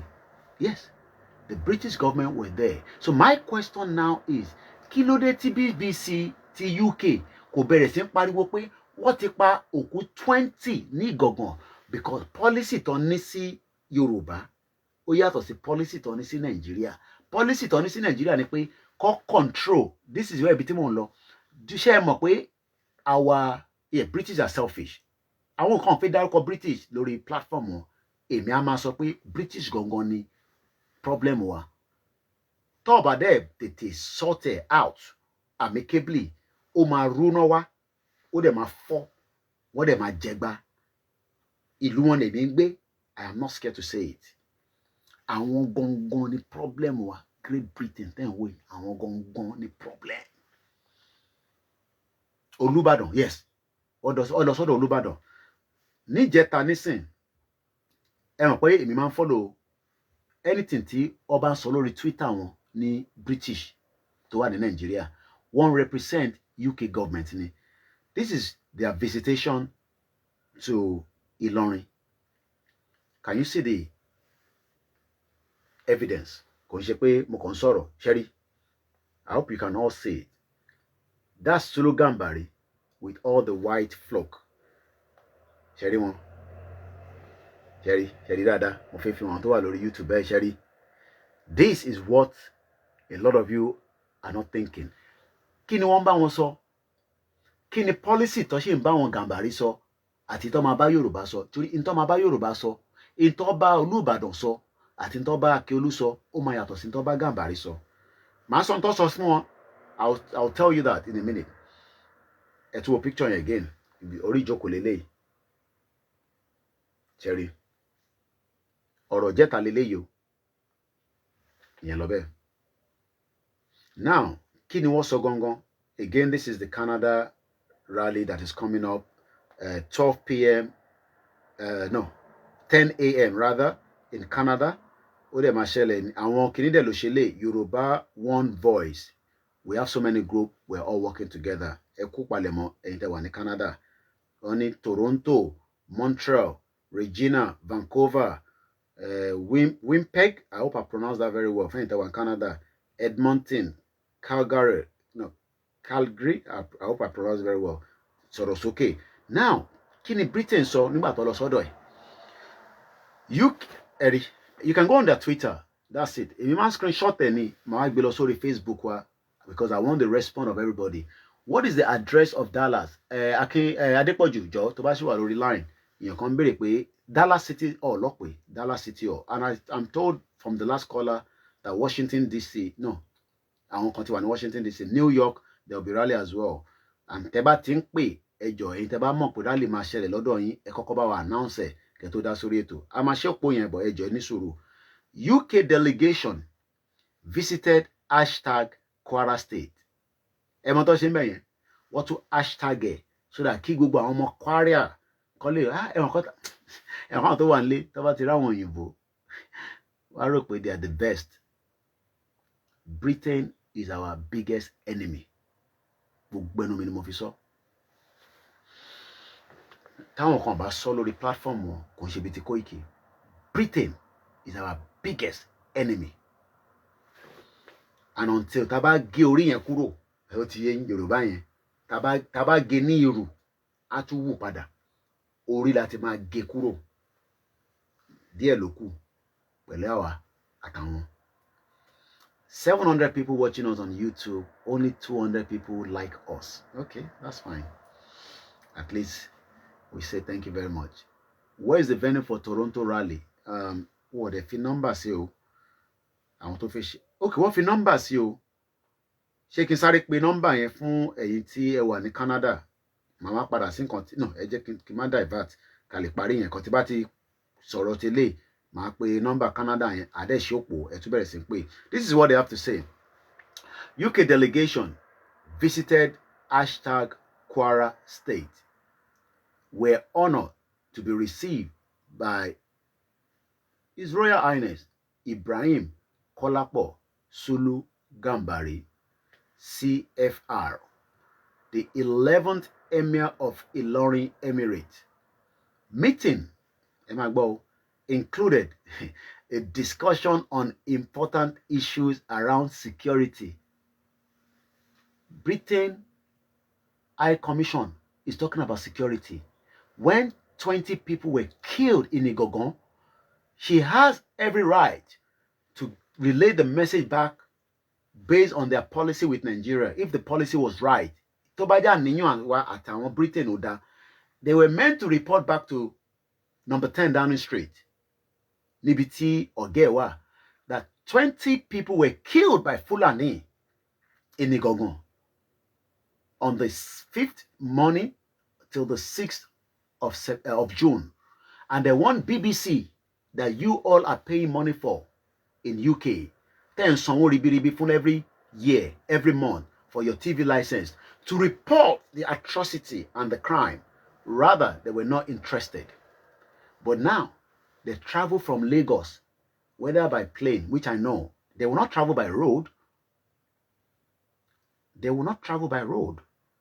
But anything, then in the UK, then be all over the world. They ba lolly anything, and you might by road. Britain is our biggest enemy. Now, I want to say important issues. Kí ló important jù pé wọ́n pa àwọn èèyàn ní Gọ̀gán. Àwọn tó pa wọ́n lineage Sulu Gambari ni. Ìtorí ṣe lórúkọ Yorùbá tó fi sí yẹn 419 nìyẹn. Sulu Gambari ìran Fúlàní ni. Èmi lè máa mọ̀tàn yẹn dáadáa, but ìran Fúlàní ni wọ́n. But Ìlọrin ilẹ̀ Yorùbá ni. Yorùbá dẹ̀ máa gbà padà. A dẹ̀ dúpẹ́ lọ́wọ́ bàbá wa tó ń ṣiṣẹ́ ribiribi, Chief Imam of Yoruba land. Tó ń ṣiṣẹ́ ribiribi àti gbogbo àwọn tó jẹ́ ọba aládé ní ilẹ̀ Ìlọrin níbẹ̀ àti ní Kwara, Kogi ilẹ̀ wa ni. A máa gbà padà. But Britain wá lọ sí Kwara. Àwọn ń sọ̀rọ̀ important issue. Kí ló tún fẹ́ wọ́n important jù pé ìlú tí ẹ so papọ̀ pẹ̀lú Haúsá àti Ìgbò wọ́n náà wọn fẹ́ ṣe mọ́ ẹ pín wọn kólúkálukú máa lọ. Ṣe rí pé policy wọn ó yàtọ̀ sí nǹkan táwa jọ ń sọ nísìn. But now tí America bá fẹ́ lọ jà, Britain á support wọn. Nígbà tó pa George Floyd, èèyàn kan ló pa. Ẹ wo bó ṣe ń promote lórí media wọn continuously. Wọ́n pààyàn 20. Bí èmi ò mọ̀ bí àtẹ̀yìn tẹ̀ ń gbọ́ wa bí àtẹ̀ bá rí. Maybe you can talk about it ẹ bá pè. Maybe you saw it on BBC News 24 that 20 people were killed in Igogon. And if they are going to talk about it, it is not during the prime time. Ẹ mọ̀ tán pè ní prime time. Àárọ̀, ọ̀sán, ìrọ̀lẹ́. Tó bá máa sọ, wá sọ nígbà tí gbogbo wa ti sùn báyìí. Let me go back again. Meeting included a discussion on important issues around security, education. Britain is talking about education for us. Nígbà tí bàbá tí ó jẹ́ bàbá tiwa tó nífẹ̀ẹ́ wa, kọ́lọ̀ fọ́run kẹ́, was talking about education. Ó ṣe free education fún gbogbo ọmọ Yorùbá during the regional government. Britain dákẹ́ nísìn, wọ́n jẹ́ kí bàbá yẹn wọlé. Policy tí wọ́n favour north as against bàbá wa late Chief Ọbáfẹ́mi Awólọ́wọ̀. The same policy ló fi pa bàbá wa late Chief MKO Abiola. The same policy ló fi ń ṣe jàǹbá fún wa ló ní ká lọ ṣe election. The same policy on sọ̀rọ̀ education. Britain àwọn sọ̀rọ̀ education ní Nàìjíríà. Ṣé bí education ṣe operate lọ́dọ̀ tí wọ́n ló operate lọ́dọ̀ tiwa? Ẹ máa follow gbogbo tí mo sọ yẹn o. Now, They now talk about prosperity in Kwara and across Nigeria. Ibi tí ma ti open phone line lele. Britain is sọ̀rọ̀ prosperity ní Kwara and across Nigeria. Èmi ń bí gbogbo ẹ̀yin tẹ́ ń gbọ́ mi láàárọ̀ yìí ní wákàtí ọ̀gànjọ́ yìí ní aago 3 fi lọ lù lóru yìí táwọn ọmọ kan ń sunkún nínú ilé tó ń sunkún pé kò sí hope tó ń sunkún pé ebi ń pa mí màmá mi wọ́n ò róúnjẹ jẹ tí ẹni tó ń lébọ̀ lọ́wọ́ tó ń kú lọ́wọ́lọ́wọ́ lọ́sítù nítorí pé kò síná níbẹ̀ tẹ́ni tó wà ní gbogbo ilẹ̀ Yorùbá tí àmì fi pa wọ́n nísìn. Britain is talking about the prosperity. Kí ni meaning prosperity? Ẹ jẹ́ kí n sáré wá meaning ẹ̀ torí pé kí n lè break it down. Ẹni tó bá mọ prosperity yẹn ẹ lè bá máa type ẹ̀ prosperity ẹ sáré tó wo ẹ mọ̀ pé English ni èmi náà fẹ́ wo spelling ẹ̀ PROS, okay, mo ti get it. Prosperity. Britain is sort of prosperity. Britain tó fún gbogbo ẹ̀yin tí ẹ wà ní UK níwèé ní àsìkò tó ẹ kọ́ fún yín níwèé àwọn sọ̀rọ̀ prosperity ní Nàìjíríà. Britain tó dá gbogbo wàhálà sílẹ̀ ẹ bá mi máa sọ meaning prosperity ẹjọ́ torí Ọlọ́run. Àwọn sọ̀rọ̀ prosperity tí wàhálà ti délẹ̀ Yorùbá tí wọ́n ń pa àwọn ọmọ Igbo tó ń pa àwọn ọmọ Middle Belt. Britain máa ń sọ̀rọ̀ prosperity. What is the meaning of prosperity? Prosperity usually means the type of success that comes from having a lot of money. Ṣé Nigeria lówó lọ́wọ́? The capital poverty of the world. Great Britain is talking about prosperity. Great Britain that you love so much. Ìlú tí ó ń dá wàhálà sílẹ̀. Lóòótọ́ ibẹ̀ là ń gbé. Wọ́n ń tọ́jú àwa kan lóòótọ́. Àmọ́ ṣé torí ẹ̀ nísìn ká keep quiet. Keep prosperity lédè Nigeria. Àbí nǹkan tó ń promote kan nìyẹn. Britain says there will be prosperity in Nigeria. Kí ni meaning prosperity? According to the Cambridge Dictionary, the meaning of prosperity says, and I quote, meaning of prosperity in English, the state of being successful and having a lot of money. A country's future depends to my country people. At the ask you now, shall we get prosperity with the Nigeria way we they look? Shall prosperity they inside Nigeria? Answer yourself. This is the message that the white people you love so much took to Kwara State, where Kwara does not have hope, but they are taking hope. Don't suffer on Tara Kwara. Believe in one Nigeria. Stick to one Nigeria because prosperity is coming for you. Great Britain is not just talking about the prosperity in Nigeria, in Kwara alone. They now picture the whole prosperity in the Igbo land, in the Biafra land, that the Nigerian army is killing millions of people as I speak to you. You might ask yourself and say, don't exaggerate, Yomi. You don't have evidence to people that have been killed.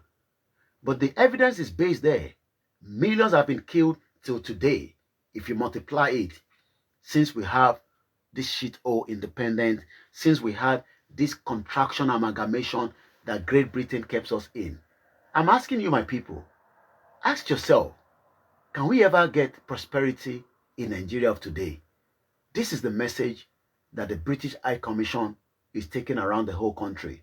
They've taken it to the southwest. They've taken it to the southeast. They've also taken it to the Gambari in Kwara State. I am asking everybody, do we sit back?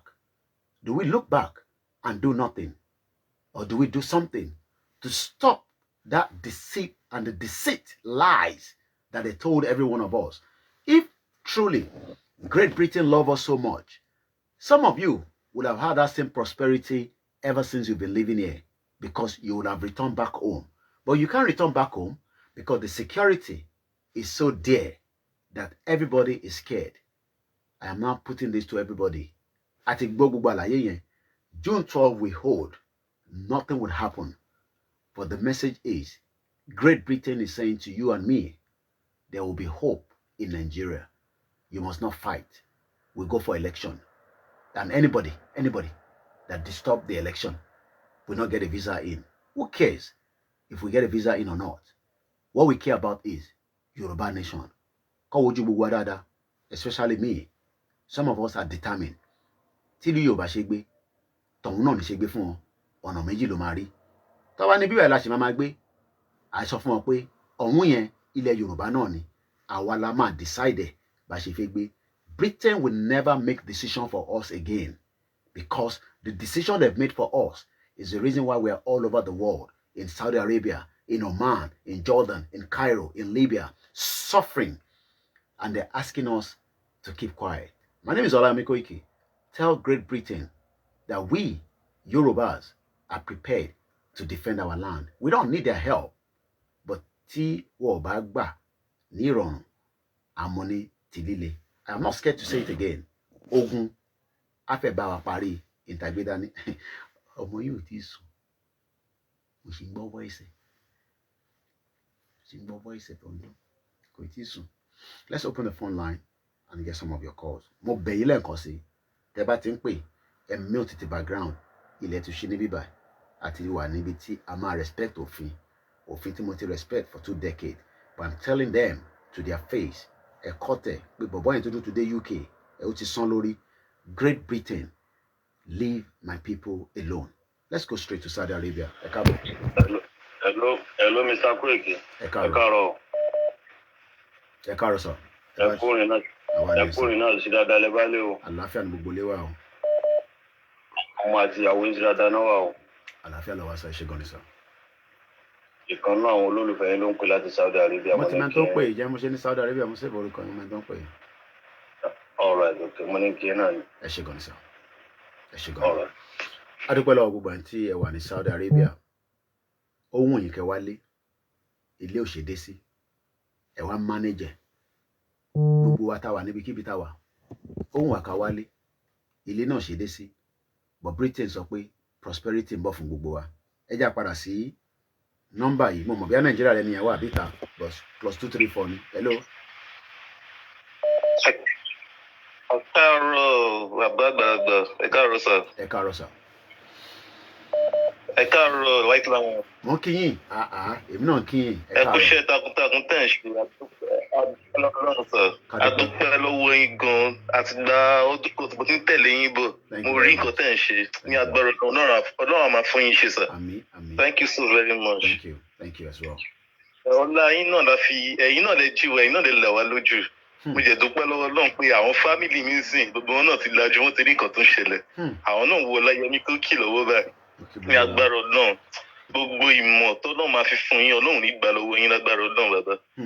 Ẹ ṣé gan, God bless you sir. Nǹkan tí mo fẹ́ wí ní àárọ̀ yìí ni lórí ọ̀rọ̀ June 12 yẹn sir. Bẹ́ẹ̀ni. Ṣé ẹ̀ ń tọ́ mi sir? Loud and clear.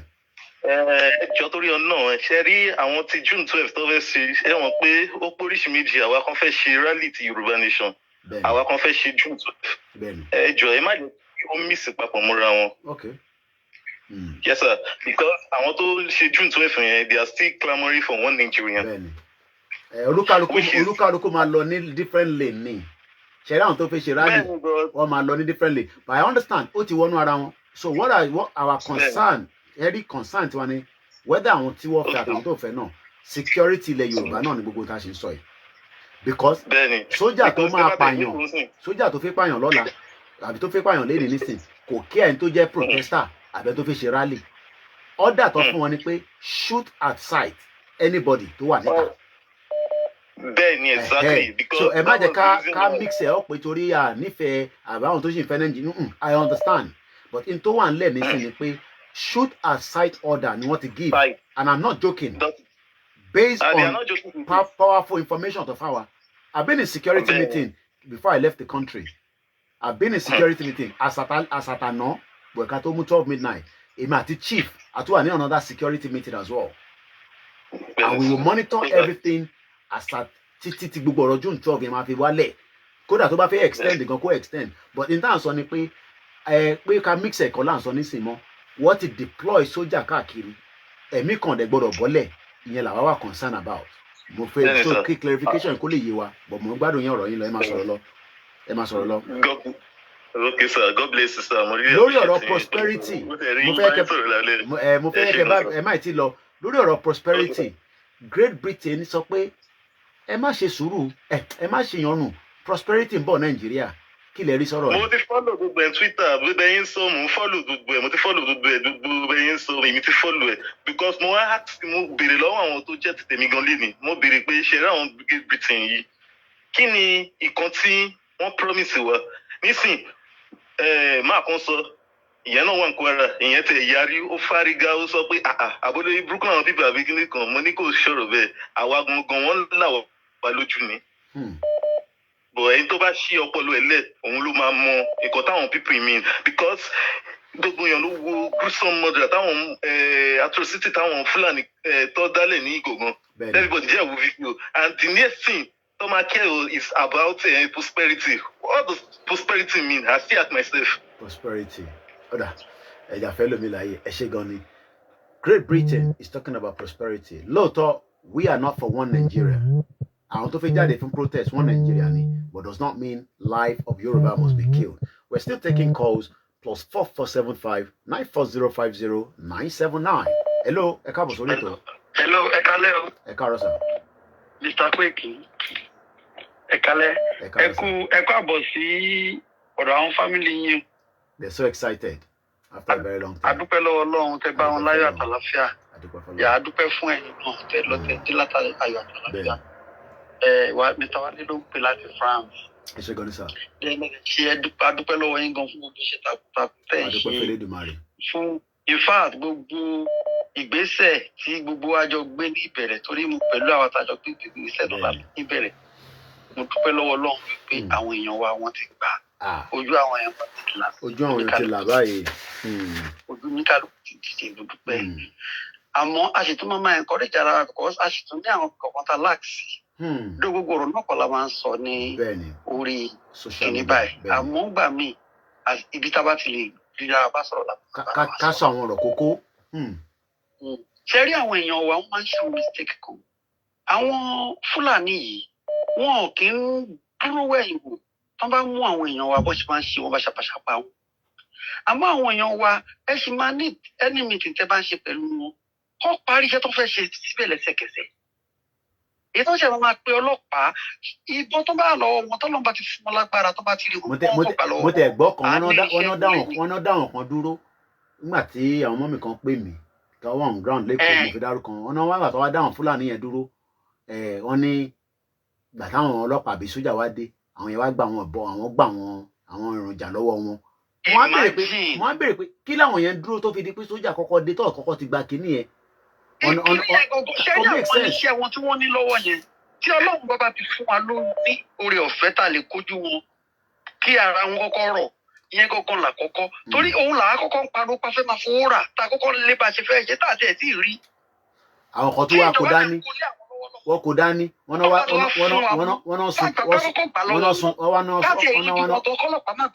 náà sun truck mo ní kí la fẹ́ fi truck tó ti sun kí la fẹ́ fi yẹn ṣe ìrẹ̀jà tó wà nínú truck ẹ jẹ́ kí sójà tọ́lọ́pàá kó yẹn lọ. Ẹ̀yin ní àǹfààní ẹ rí bí súnmọ́ àwọn èèyàn tó ń wà ní kíkiri ju àwa lọ. So nígbàkúgbà tẹ́ bá jọ ní meeting àbí anything ẹ máa enlighten wọn kò ń ṣe pé kọ́kọ́ pariwo kọ́ máa ṣe fídíò èmi gan apá gan kán dé inú ilẹ̀ kán rí pé kán ti jẹrà sílẹ̀ ni. Bẹ́ẹ̀ni.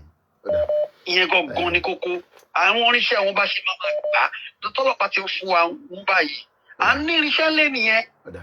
Mo fẹ́ kẹ́ sọ̀rọ̀ lórí a ti mọ̀ pé jàǹbá ti wà nílẹ̀ but lórí ọ̀rọ̀ tí Britain gbé lọ sí Kwara State because ṣẹlẹ̀ àwọn point àti raise ọ̀rọ̀ Fúlàní yẹn ìyẹn wà ń bẹ̀ but lórí prosperity tó ń sùn because ṣẹlẹ̀ àwọn point yẹn mo fẹ́ káwọn tó bá ń wo fídíò tó sì jẹ́ ará Nàìjíríà tó pé àwọn ní Nàìjíríà mo fẹ́ ká máa emphasize lórí àwọn point kankan bẹ́ẹ̀ yẹn nítorí mà tó bá ń lọ nísìn tára Nàìjíríà gan pé àwọn ti sọ kó ìkìwó ló fi dá wà lálẹ́ ẹ̀yin náà ń gbọ́ wà lẹ́ fi dá wà lálẹ́ ẹ̀yin brother ilẹ̀ fi dá. ṣẹ́rí kan tó ṣẹlẹ̀ ní wípé ṣẹ́rí ọ̀rọ̀ prosperity ọ̀nà issue tí United UK tí wọ́n làwọn gbé lọ sí Ìlọrin yẹn wọ́n kàn ń wá àwa àtàmọ́ ni wọ́n ti mọ̀ pé nǹkan tí kò ṣe ṣe ni so gbogbo nǹkan tó fi lè tàn wá kó fi bù wá lójú ní gbogbo èyí tí wọ́n wá àmọ́ àwa ìyẹn ò wúlò fáwa because wọ́n tá fi prosper Ọlọ́run ti ṣe fún wa wọ́n wá fún wa ní oore ọ̀fẹ́ láti rí lò fún ara wa. ẹ ti rí ibi tí bàbá yìí ti gbọ́dọ̀ jáde èyí tó fi wá sí Ìlọrin yẹn ṣé Ìlọrin ló kàn wọ́n fẹ́ lọ Ìlọrin kan ló ní láti prosper èyí tó tún lọ sọ fún Ìlọrin gan ṣé òun tó náà bá lọ bẹ̀ irọ́ ni kò sí kankan nù yẹn so gbogbo ìtọ́kàn sọ yẹn èmi kàn rí i pé wọ́n kàn kọ̀ọ̀kan kú kọ sí kan wọ́n kàn lọ wá àtàmọ́ ni I only see them as means láti fi support federal government. Ní wọ́n tó kàn ń ṣe ẹja túbọ̀ tẹlòmíì náà torí pé point táwọn mú wá yẹn ẹ̀hàn kí ibi tèmi sọ dé ó yàtọ̀ síbi táwọn náà ti ń sọ lọ ẹ̀yin tẹ́ bá fẹ́ pè wá +4475 9405097 mo sì máa fún yín ní nọ́mbà àwọn ti Canada yẹn ṣe sùúrù bàtí ní ẹni tó wà lórí orí òpó ẹni tó bá dẹ̀ pè tó bá yẹ pé láti Canada ni ẹ bá fún wa ní details yẹn ẹ lọ ẹ káàárọ̀ ẹ káàbọ̀ sórí ètò. Ẹ káàárọ̀ Mr. Koiki ẹ̀kújọ́ mẹ́ta o. Yes ma màmá wa. Iṣẹ́ ti máa ń tó ń sọ̀rọ̀. Ẹ má sọ̀rọ̀ lórúkọ mọ́mọ́ ìyáàfin mọ́mọ́. Ṣé rí ọ̀rọ̀ prosperity tí àwọn. Mo fẹ́ ká máa ámà tí láwọn tó bá ń gbọ́ fídíò yìí mo fẹ́ kọ́ máa gbọ́ àárín yẹn dáadáa mò ń gbọ́ sà mò ń gbọ́ yín màmá. Ṣé rí ọ̀rọ̀ prosperity rọ́tọ̀ ń sọ ó ṣe ló rè pé àwọn ọmọ Yorùbá 1914 làwọn yìí ń bá sọ̀rọ̀ tó jẹ́ pé tó bá ti gbọ́rọ̀ prosperity a máa gbá yìí wọ́n ti promise wa òyìnbó ló ń sọ̀rọ̀ òyìnbó ló ń sọ̀rọ̀ wọn ò mọ̀ pé àwa tá a wà láyé sí tá a bá lọ opportunity ní I hate wọn let me tell you I hate wọn wọ́n ń sọ̀rọ̀ prosperity wọ́n ti rọ́ọ̀dẹ̀ pé ọpọlọ wa abẹ́ ẹsẹ̀ ló wà. Kábíyèsí Ọlọ́run. Yes now bí kì í ṣe pé ẹ rò pé abẹ́ ẹsẹ̀ ní ọpọlọ wa wà à ń sọ̀rọ̀ safety kò sí good hospital ní gbogbo Nàìjíríà president wa ń wá sọ́dọ̀ yín ó ń kó billions wà bẹ́ẹ̀ láti wá jù ààrẹ. ṣe níbi tí màmá wa tuntun gbọ́rọ̀ lọ pé president gan wá sí lóyìnbó ó wá ń gba prosperity but ẹni tó wà Nàìjíríà kó ṣáà máa pray fún prosperity Nàìjíríà. Ok ìjọ wo ni àwọn ní kí queen ní tiẹ̀ ti pọ̀ jù ìjọ wo náà gbé kan náà àwọn MP wọn member of parliament lọ́gbọ̀n wá sí Nàìjíríà fún treatment. pé irú tó jẹ́ member parliament tèmi nísìn David Lamy lọ́wọ́ bá mi gbé lọ pé lọ gba treatment ní UCHO ní Ìbàdàn. ní Nàìjíríà ìjọ wo náà ṣe bẹ́ẹ̀ ẹ̀ wá ń bá wa nǹkan tó ṣe pé àdébò tí n bá ti sọ prosperity fún wọn inú wọn máa dùn ní. so mọ́mì ẹ jẹ́ kí n bí ní nǹkan kan ẹ mọ̀ pé àwọn tó wà nílé tó bá ti róyìnbó padà wọn máa ń bò máa sọ òyìnbó rè bóyá àwa nísìn àwa ti kọjá lára wọn mo ti bá wọn kọjá lára nínú airport lẹ́nìí àtijọ́ jókòó sórí flight kò jọ mí lójú but now tóyìnbó lọ sí Ìlọrin ó ti wá dé ó múra bẹ́ẹ̀ tó yẹ pé ó nífẹ̀ẹ́ wọn ẹ mọ̀ pé ó dé kíní ó wá ń sọ prosperity fara Kwara àti gbogbo Nàìjíríà àwọn tó wà nílé èyí wá ń sọ nísìn pé kò ń ṣàwọn ti 1914 mọ́ ló ń gbá sọ̀rọ̀ nísìn o ẹ bá mi tún àárín yẹn sọ ibi tí mo fẹ́ gbọ́ gangan nìyẹn. òun ò mọ̀ pé àwọn Yorùbá ti 2021 Yorùbá 2021 orí wa pé ju àwọn Yorùbá 1914 lọ because bí kì í ṣe pé ó rò pé 1914 làwọn ṣì wà gbogbo ìtàn irọ́ tó ń kà. Ìgbà tá a fẹ́ ìgbà independence ká ní bàbá wa Awólọ́wọ̀ the only mistake tó ṣe. Bọ̀ àwọn ò jẹ́ kí prosperity bàbá Awólọ́wọ̀ ẹ má bínú pé mo kọ́ ti ẹ máa sọ àárín yẹn ẹ mọ̀ pé bẹ́ẹ̀ ṣe dárúkọ ẹ bọ̀ ò jẹ́ kí prosperity bàbá Awólọ́wọ̀ yọ mo rí yín bẹ̀ màmá mi Tómilọ́lá Agnes ẹ bá wọn sókè màmá wa mò ń gbọ́ ibi tẹ́ fi sọ yẹn. Nǹkan tí mò ń sọ ni pé ṣe mọ̀ even ní 1960 tán náà fẹ́ gba independent ó ṣe náà fọwọ́ rọ́ bàbá sẹ́yìn nítorí pọ́n rí pé eléyìí kàwé ó máa kó àwọn lójú ṣùgbọ́n àwọn ọ̀dẹ̀ àwọn ẹranko àwọn màálù wọn kó àwọn èèyàn mọ́ra so wọ́n rè pé bóyá màálù ni àwọn ti Kwara yẹn náà ṣe mọ̀ pé náà fi náà pín Kwara mọ́ so wọ́n ti wá rè pé màálù ni wọ́n àjà sọ̀rọ̀ prosperity fún wọn ẹ máa lówó bẹ́ẹ̀ tí ẹ ní good health bẹ́ẹ̀ ni good health tẹ́ ẹ lè jẹun tẹ́ ló ń pìkì èpo oṣù jẹ ẹ máa ní prosperity hope tán fún wa títí tó ti Nàìjíríà débi tá a wà ń sìn. prosperity bọ̀ ibẹ̀ lọ ti ń refine epo Nàìjíríà prosperity. ẹ fún mi lẹ́yọ̀ kan sí kẹ́ tó máa lọ torí kọ́ọ̀lù pọ̀ tó fi wọlé prosperity wo lẹ́yìn tí lè mú jáde. àwa gbin kòkó ń bí ìṣẹ̀mọ̀ prosperity náà ni. But à ń gbin kòkó lọ́hùn but London stock ẹ mọ̀ pé stock exchange London ló ti ń ṣe. ká gbé lọ sí London kan lọ ṣe chocolate fún wa wọ́n rà lọ́wọ́ wa ní $5. tó bá tẹ̀ jẹ́ chocolate yẹn ò bá da ṣe mọ̀ pé chocolate yẹn oúnjẹ nìyẹn òyìnbó tí mo fẹ́ wá ẹ má ti lọ London stock exchange ló ń determine price kòkó lọ́dọ̀ àwọn bàbá wa tó ń ṣe wàhálà. Can you imagine that insult? It's an insult on us. It's an insult. It's so annoying. It's so annoying. Wọ́n á ṣe gbogbo yẹn tán èèyàn náà fi lọ́hùn ṣe bóbò lójú wọn àti róyìnbó ọṣẹ mọ̀ pé àròyìnbó rí. ṣé wọ́n mọ̀ the funniest part àwọn tó wà ń lé nísìn tó jẹ́ ọmọ Nàìjíríà àwọn sọ náà prosperity ń bọ̀. But London Stock Exchange ló ń determine kòkó wa price. Àwọn ọmọ tó dẹ̀ determine ẹ̀ wọ́n ju 20 years old lọ wọ́n ju 21 lọ wọ́n máa ti wọ 65. Eléyìí tí mo dé yìí máa fi wọn orí ṣẹ́rí eléyìí tí mo tún dé yìí ẹ jẹ́ ṣe tí mo ṣe tán nísìnyí máa wá gbé yín lọ sí gbogbo bí stock exchange kẹrẹ àwọn ọmọ boys yẹn tó ń wọ suit àwọn tó ń determine life yìí nìyẹn o àwọn ọmọ tó ń determine life yìí nìyẹn. Gbogbo yín màmá wa tí ẹ lè lọlé àwọn ọmọ tó ń determine life wọn ni. Wọ́n fẹ́ sọ pé àwọn á fún yín ní poverty instead of prosperity. Poverty náà ní. ìyá àfin pé irọ́ wọn máa ń pọ̀ irọ́ náà àwọn náà ń kọ́ gbogbo àwọn ọmọ màálù yìí àwọn náà ń kọ́ wọn ní strategies oríṣiríṣi. ẹjọ́ kí n tó gbàgbé kí n tó gbàgbé ẹ bá a sọ fún àwọn èèyàn yín ní Britain pé kí ni tó fẹ́ ṣe rally tó fẹ́ ṣe yìí kó gbé lọ sí 10 Downing Street. ó máa débẹ̀ lágbára Ọlọ́run ó máa débẹ̀ lágbára Ọlọ́run ó máa débẹ̀. màá kàn sọ eléyìí but èmi ni máa answer prosperity tí Ìbòrí àti gbogbo àwọn politician wa tó fi ń ra lé sí bíbáyìí prosperity náà ni ẹ má bá wa lọ. You can see where we are. We have big work ahead. Britain is talking about prosperity. I know a lot of you want to now talk on that. So I'm asking you kubu ni. Eba wa ṣe síákíá mo ń gbọ́ yín prosperity. Àtàì ló sọ̀rọ̀ láti Chicago. Ẹ̀gbọ́n sókè láti Chicago.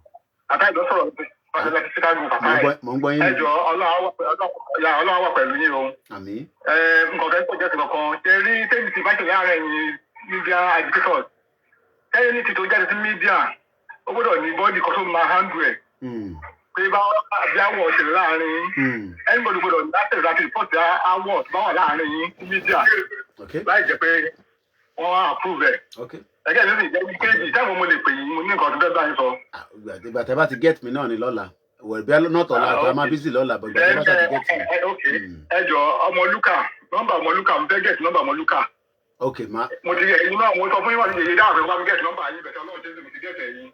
Okay. All right. Ọmọlúkà náà nọ́mbà wọn fẹ́ get ẹ̀yin àkáǹtì yín mo ní bàbá. Okay, mo ti screenshot nọ́mbà yín so ma send ẹ kò tẹ́ bá drop ní sí mo lè ma send ẹ sí yín ma send nọ́mbà mo look at account nọ́mbà ma send yẹn. All right. Ẹ ṣé gan ni sir. Ìgbòho ṣá ó ní ma kí gbogbo yín. Lágbára Ọlọ́run ọ̀dà ẹ ṣé gan ni. Ẹ jà tún lọ bá ẹlòmíì June 12 of prosperity UK promise gbogbo èèyàn ọmọ káàárọ̀ òjìrè ní prosperity mo máa mọ́ mi tó ń pè àwọn làgbà tó ń pè kò ṣe ẹ ló bàbá mi ẹ káàbọ̀ sórí ètò ẹ káàbọ̀ àlàáfíà ni mo dé o àlàáfíà àdúpẹ́ fọlọ́run àmín. ẹ bá rí ara wa àti Yorùbá tó bá jẹ́ àwọn tó ń gba ẹ̀bọ̀dè fún Yorùbá ẹjọ́ kí la lè ṣe fún wọn. Àwọn tó ń gba àbọ̀dè fúnlẹ̀ Yorùbá kí la lè ṣe fún wọn. Ẹjọ́ kí la lè ṣe fún wọn. Ilẹ̀ Oòduà fúnra rẹ̀ òun ló máa fẹ́ ṣe jàǹbá fún wọn nítorí pé wákàtí tá wà yìí wákàtí tó wà delicate gan ni nǹkan tá a gbé dání àwọn kan dẹ̀ jókòó pé mo ń bọ̀ mádá ìbẹ́ ń bí mi ní ẹ jẹ́ kémi náà kọ́kọ́ sọ tèmi kẹ́yìn lọ́wọ́ sọ tèmi nítorí pé wákàtí tá wà yìí tí a bá careful àwọn olóburúkú kan tó jókòó tí wọ́n mọ̀ pé Yorùbá ti fẹ́ lọ tó dẹ̀ ń ṣòyìnbó nìkan ó máa fẹ́ gbàbọ̀dẹ̀ fún wa but Oòduà fúnra rẹ̀ á bá wọn jà I hope I answered that. Ẹ̀gbọ́n sókè.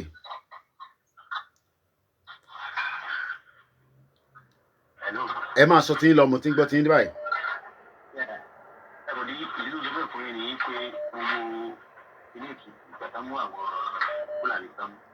Táwọn ọlọ́pàá wá, wọ́n gbà wọ́n lẹ̀. Ẹni kan tí mo rò pé tó fún ọlọ́pàá yẹn ni pé àti fún yín o, bọ̀ tí àwọn olùkọ́ yìí wọ́n bá lọ gbọ́ wọn ní àbí àárí ìdọ̀tẹ́ ṣẹlẹ̀ pé àárí pé Fúlàní tí Fúlàní lọ strike ní Èkìtì. Èmi ò bá sọ pé kán bá àwọn ọlọ́pàá wa, àwọn ọlọ́pàá kán bá wọn jà. Ẹni ọ̀rọ̀ tó wà lẹ́yìn sábà tí ìgbóná wojú ara wa. Ẹlẹ́dẹ̀ ìtàyà Fúlàní ò ní bẹ̀rù wa o. Tẹ̀mí mọ̀ yẹn. Fúlàní dáadáa ẹ̀wù wọn dáadáa. Ẹni pé wọn ti bẹ́ẹ̀ jalè ara wọn. Ẹni pé nǹkan tó ń ṣẹlẹ̀ ẹni pé ẹ̀rí ara wọn kó jáde síta kó a máa búra wọn. Kó mọ̀ pé tó máa ṣe wọn fún àwọn fún wọn máa kọ́ ń tàn. Ẹ̀ lé wọn láyéláyé. So ṣẹ́rí ọ̀dùnkàn táwọn náà bá tó gbóná wojú ara wa. Ẹgbúgbà ní bàbá wo fídíò tí ẹ̀gbọ́n máa ní Sunday Igboho tó máa sọ pé ẹjọ́ àwọn ọlọ́pàá wa jọ ṣàfihànlẹ̀ fún wọn lẹ̀. Àfáàyè bọ̀ tó ti ń di táìmù yìí pé kò sí ṣẹ́rí gbogbo tẹ́ ṣe ń sọ yẹn ṣẹ́rí gbogbo tẹ́ ń sọ yẹn òun ló ń pè ní tó bá ti fẹ́ dé anarchy stage díẹ̀ báyìí ló kù ó mì báyìí ní ẹpọn àgbò tó fẹ́ já ni òun anarchy stage yẹn díẹ̀ ló kù báyìí mo ní sọ jù bẹ́ẹ̀ lọ.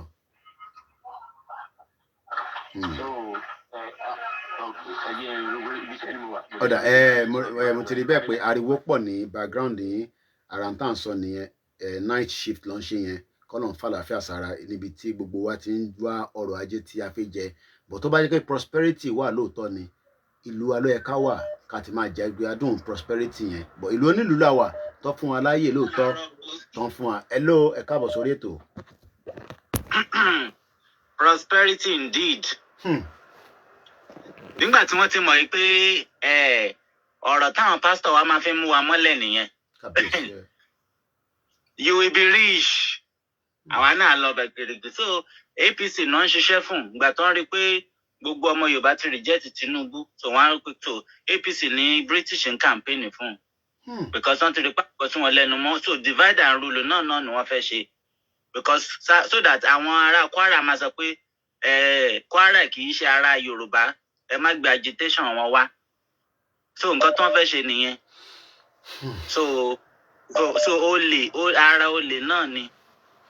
So àwọn tó wà ní Britain wọn ò ríwèé wọn ò ní anything so wọ́n fẹ́ mú prosperity wá àwa dẹ̀ ń gba visa láti wá sí UK. Prosperity kí lẹ lè fi gbé wa sẹ́yìn bàbá wa láti ìgbà tí Britain yìí tí à ń sọ̀rọ̀ ẹ̀ nísìnyí tó wá ń sọ̀rọ̀ prosperity kí lẹ lè rántí tá ẹ fi pé because nígbà kan kó tó lè máa bá mi answer nígbà kan a máa ń gba visa lẹ́nu ọ̀nà ni ìgbà yẹn la fẹ́ lè ní pé prosperity wà nísìnyí no ìgbà kan àtẹ̀ ń lo visa wọlé àbí nígbà kan àkí ń lo visa wọlé according to bí ṣe gbọ́ but ìdí mo fẹ́ fàyàn bẹ́ẹ̀ nísìn ni pé àwọn ọmọ wa wà níbẹ̀ nísìn wọn ò níṣẹ́ lọ́wọ́ àwọn ọmọ wa wà níbẹ̀ nísìn Buhari pé tó bá behave dáadáa ló máa ríṣẹ́ lọ́wọ́ so prosperity wo ni Britain sọ̀rọ̀ lé lórí gan ẹ bá mi nànà náà dáadáa. Okay well àwọn náà mọ̀ pé kò sí prosperity kankan so ọgbọ́n ká má bàa pín náà ni okay tó bá jẹ́ pé prosperity àwọn ní prosperity kí ló dé tí wọ́n ṣe ń gbé epo láti ọ̀dọ̀ tiwa tí wọ́n ń fa epo ọ̀fẹ́ láti Africa so kò sí gbogbo ìlú tí Britain tó colonize tí ò ní wàhálà wọ́n ti colonize wa kí ló dé tó ń fi wá lọ́rùn lẹ̀ kí ló kan Britain pẹ̀lú Kwara ṣé Nàìjíríà Áfíríkà kankan wà tó lọ ń decide nǹkan tó ń ṣẹlẹ̀ ní Britain ni wọ́n wá ní kẹyẹ ká máa bọ̀ ká wá gba visa ká máa bọ̀ ní ọ̀hún so that ká bá lè ṣerú dáadáa fún wọn. Torí wọ́n mọ̀ pé tí a bá ti gba independence wa gbogbo dúdú ń bọ̀ wálé so gbogbo dirty job yẹn àwọn náà wọ́n máa ṣe fúnra ara wọn. Prosperity ọ̀dà ẹ̀jà tó fẹ́ lọ bí láyé torí àsìkò ẹ ṣé gan ni o ilẹ̀ dẹ̀ tí mo rẹ̀ fi fa broadcast yẹn púpọ̀ jù torí àwọn tó ń lọ sí rally láàárọ̀ yìí but ó wà important ká gba ọ̀rọ̀ lẹ́nu gbogbo yín Britain ń sọ̀rọ̀ prosperity ẹ bá mute background mo ti bẹ̀ gbogbo ẹjọ́ ẹ bá mi mute background ẹ mo ti bẹ̀ yín tẹ́lẹ̀. ẹ má bínú Mr. Koiki ẹ̀ka ẹrù ẹkúṣẹ́ takuntakun Ọlọ́run wà pẹ̀lú yín. Àmín. My question now Money prosperity. Is it prosperity or second colonization? Okay. Because I don't understand what they mean by prosperity, and I don't understand what they are trying to do as per colonization. Because this is a second colonization. Who is being to attend to a country of 220 million, full of knowledgeable people, capable people, people with wisdom. Anywhere in America, in UK, we are one of the best in medical.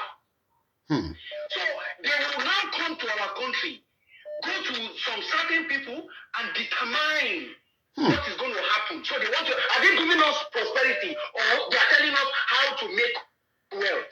Because I don't understand. People need to understand that if they... Calling yẹn já ni o. Ẹ má bínú ẹ̀gbọ́n mi, but point yín wà raised already. Ẹja tún wọ ẹlòmíì tó tún bọ̀. Ẹ má bínú ẹ̀gbọ́n mi, but bí ẹ tẹ́ bá tún ráyè pè padà kẹ́ lè bá parí ọ̀rọ̀ yẹn. Prosperity ẹ mo fẹ́ ká má dá too much. Ẹni tó bá dẹ̀ fi sọ lórí June 12 ẹ lè sọ lọ́rọ̀ lórí ẹ̀. Ẹ káàbọ̀ sórí ètò, ẹ bá ṣe ní kíákíá. Hello, Mr. Koike. Mr. Peter, ẹ káàbọ̀ sà, mo ti rí yín bẹ́ẹ̀. Toronto ni mo ti ń pè. Ń gbọ́ yín. Prosperity, Great Britain. Mo fẹ́ nìkan béèrè question kan lẹ́ẹ̀kan nípa rally ti Toronto. Mo fẹ́ kọ́ mọ̀ pé ibi tó ń jẹ́ Dundas Square ní wọ́n máa wá sí 10 to 4 p.m. Dundas Square ní downtown Toronto. Ẹ ti gbọ́ o, ní ẹ bá ń tún sọ again kẹ́ tó wá sọ tọ̀dọ̀ tí Dundas is a very popular place. Okay. It's called Dundas Square. Dundas Square ní downtown Toronto, 10 to 4 p.m. Ẹ bá wa dá sétò tí à ń fà lọ báyìí.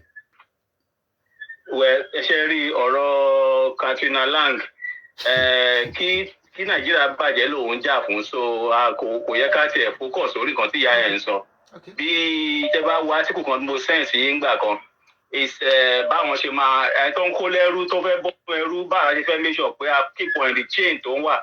Iṣẹ́ tó ń ràn kóun lọ ṣe Nàìjíríà ní ẹ̀sọ́ ẹ má yẹ ká tiẹ̀ bọ́dà nípa nǹkan tóun ṣe kọ́lọ̀ fún wa ṣe tá gbájúmọ́ yìí ni. Very good, okay. Wọ́n ní kọ́lọ̀ fún wa ṣe, wọ́n ní ká má worry too much, but àwọn tó wà nílé tán róyìnbó tó dé láwàní tó lọ sí ọ̀dọ̀ Sùlù wọ́n lè má ronú báwa ṣe ń ronú o. Okay, ó dà pé alàgbà mi ti padà. Ó dà pé padà ẹ wọlé padà, ó yá mò ń gbọ́ yín. Mo ti pè padà.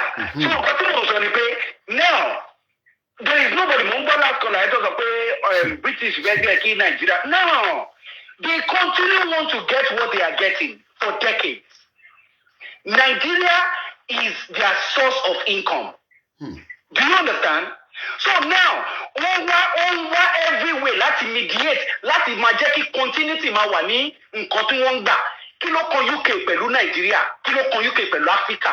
Ibi táwa yìí sì, they only care about their people. Why is UK so, they are investing their body, every soul ní Africa, ní Nigeria to be precise? So prosperity is an indirect speech of colonization. Second colonization. No, they just open pay and want to colonize again because that era has gone. Do you understand? So because they are determining who is leading, who is this, who is that, so that everything will be going down. Look, people need to, people need to understand there is nobody that will fight for you. We will fight for ourselves.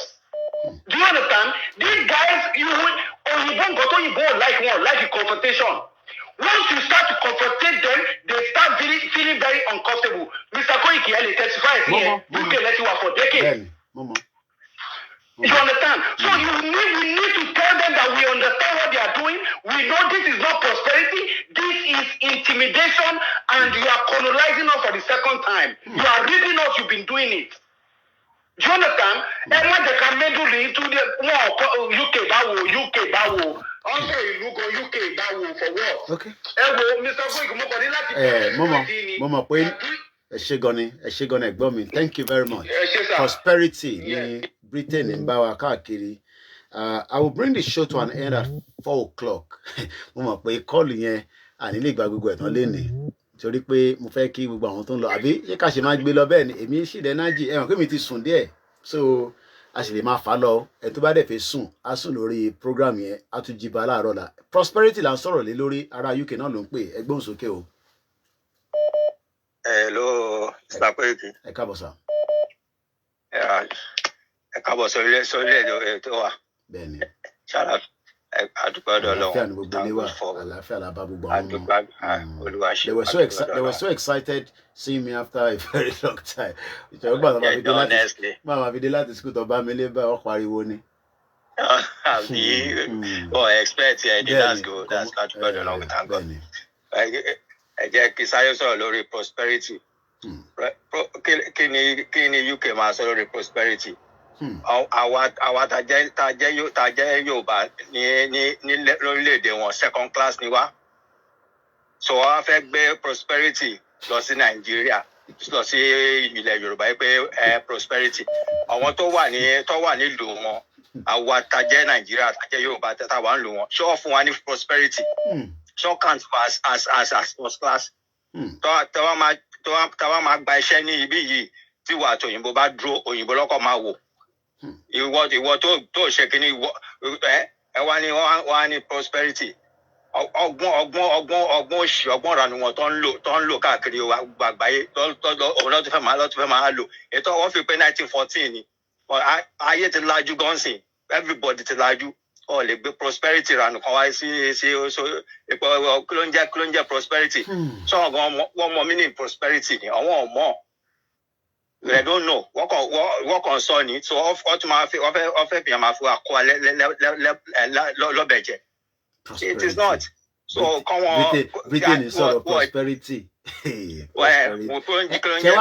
bọ́ ṣe clone òyìnbó yẹn pé prosperity for Kwara, prosperity for àbí kí n tún kà fún gbogbo yín kẹgbọ́ wọ́n ní prosperity for Kwara, prosperity for Nigeria. Wọ́n dẹ̀ ń pààyàn nílẹ̀ Igbo, wọ́n ń pààyàn nílẹ̀ Yorùbá, wọ́n ń pààyàn ní Middle Belt. Wọ́n rí ọ̀wọ̀n yẹn ara èyí tó ń rí ní prosperity lọ́ fi ṣí wọn lójú jẹ. Wọ́n jẹ́ nǹkan kan wọ́n jẹ́ nǹkan kan rárá. Sọ pé a máa gé orí kan la máa gé irù kan la máa gé torí tá a bá gé orí yẹn irù yẹn sì lè wò padà. Exactly. Prosperity. Wọ́n jẹ́ nǹkan kan bàbá mi. Ẹ máa bẹ́tò lọ jàre. Ká máa bẹ́tò lọ bọ̀tẹ́ torí àwọn tó ń lọ sí rally láàárọ̀ ẹ̀ àní jẹ́ kó pẹ́ ẹ jẹ́ ń lọ sí ọ̀dọ̀ bàbá Pọ̀lẹ́. Bàbá Pọ̀lẹ́. Inú mi dùn láti rí pé ẹ ti délé o. Bàbá Pọ̀lẹ́. Àwọn ẹ̀gbọ́n mi tó dúró tì mí láti last year. Tajọ máa ń ṣàìsùn tí bá ti jí láàárọ̀ ní 6 o'clock. In fact, inú mi dùn gan-an. A máa sọ̀rọ̀ lẹ́yìn kámẹ́rà. Ṣẹ́rí ìgbà tí kò pọ̀pọ̀ ní pé ṣẹ́rí àwọn pípù yìí. Ṣẹ́rí tí ọrọ̀ ajé wọn nílẹ̀ Yorùbá ká bẹ̀rẹ̀ sí ni máa tọwọ́ bọ̀ and ká lè máa comfort wọn. Ṣẹ́rí tí èyí bá ṣe nǹkan tí ò bá ti fi hàn wọ́n á máa fi ipò jò lèèyàn. Ṣẹ́rí sùúrù tí ó bá ti pọ̀ ju àsọyàn di òde àsọyàn di òmùgọ̀ òun ló kó àwa débi Yorùbá tá a wáyé. Mr. Simon tó wà lórí Facebook ní prosperity when we can no longer go to farm. Àdèmà lówó prosperity. When we cannot go to farm, is that a prosperity? Wọ́n mọ̀ gbọ́dọ̀ pé the prosperity ni. Olóbùkún làwọn pípọ̀ yìí prosperity. Àjẹyó àjẹsẹ́kù and ìlọsíwájú whereby the mo ní Cambodia yìí ti bá wo ń gbà mí mo wo bí àwọn ọmọ wọn bọ́ ṣe ń fowó ṣeré bọ́ ṣe ń fẹ́ máa gbọ̀n wípé we are better than these people but look at what is happening now because ní any other tribe. Bàbá àròpọ̀ ire mo rẹ́wọ́ yín bẹ́ẹ̀ bàbá àròpọ̀ ẹ má bínú ẹ ti pè mí bàbá mi àròpọ̀. Ìlú wọn dé wọ́ọ̀kì fún wọn. Ọbásanjọ́ olórí burúkú nígbà tí ó wá sí China nígbà tí ó jẹ́ níta owó à ń bẹ́ńjọ sí ó rí béèyàn ṣe pọ̀ tó ń béèrè lọ́wọ́ ẹ̀ pé báwo ló ṣe ń fìdí àwọn èèyàn. Then Ujinta was promoting the small micro finance kini òun promote Dangote.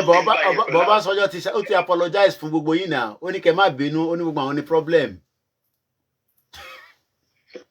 Ẹ wo kọ́ lọ jókòó the only thing now is ṣẹ́rí ọ̀rọ̀ àwọn Britain yẹn ẹ jẹ́ ká máa tọwọ́ bọ̀ ọrọ̀ ajé wọn ṣe understand ẹ jẹ́ ká tọwọ́ bọ̀ lórílẹ̀-èdè wa. No problem. Àbábọ̀ tó bá mọ nǹkan tó jẹ orí wọn á pé wọn á lè àwọn pípọ̀ yóò ṣe mọ́. Enough is enough of all láti Cambodia a sọ̀rọ̀ lẹ́yìn lára àwọn ẹ̀gbọ́n tó da nìyẹn bàbá ìròpọ̀ rẹ mo rí yín bẹ́ẹ̀ mo mọ àǹtí mi tó ń pè yín náà kọ́dà mo kàn tí save number yín ni hello. ẹ káàárọ̀ mo like glasses yín yẹn ó dà pé tẹ bá ti lò tán ẹ bá mi fi ránṣẹ́. ó ga jù. Òyìnbó ní pé prosperity for Kwara and Nigeria.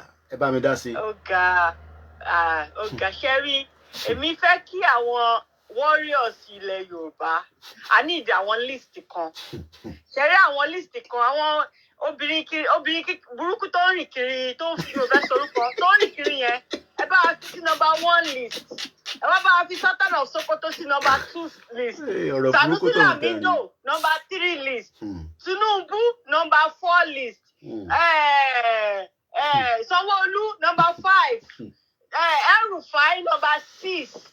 Garba Shehu number 7. Werepa Adesina, Femi Adesina, Okonu Adesina number 8. Pantami number 9. Malami number 10. Gbogbo àwọn bá mi ka láti wèrè Wike.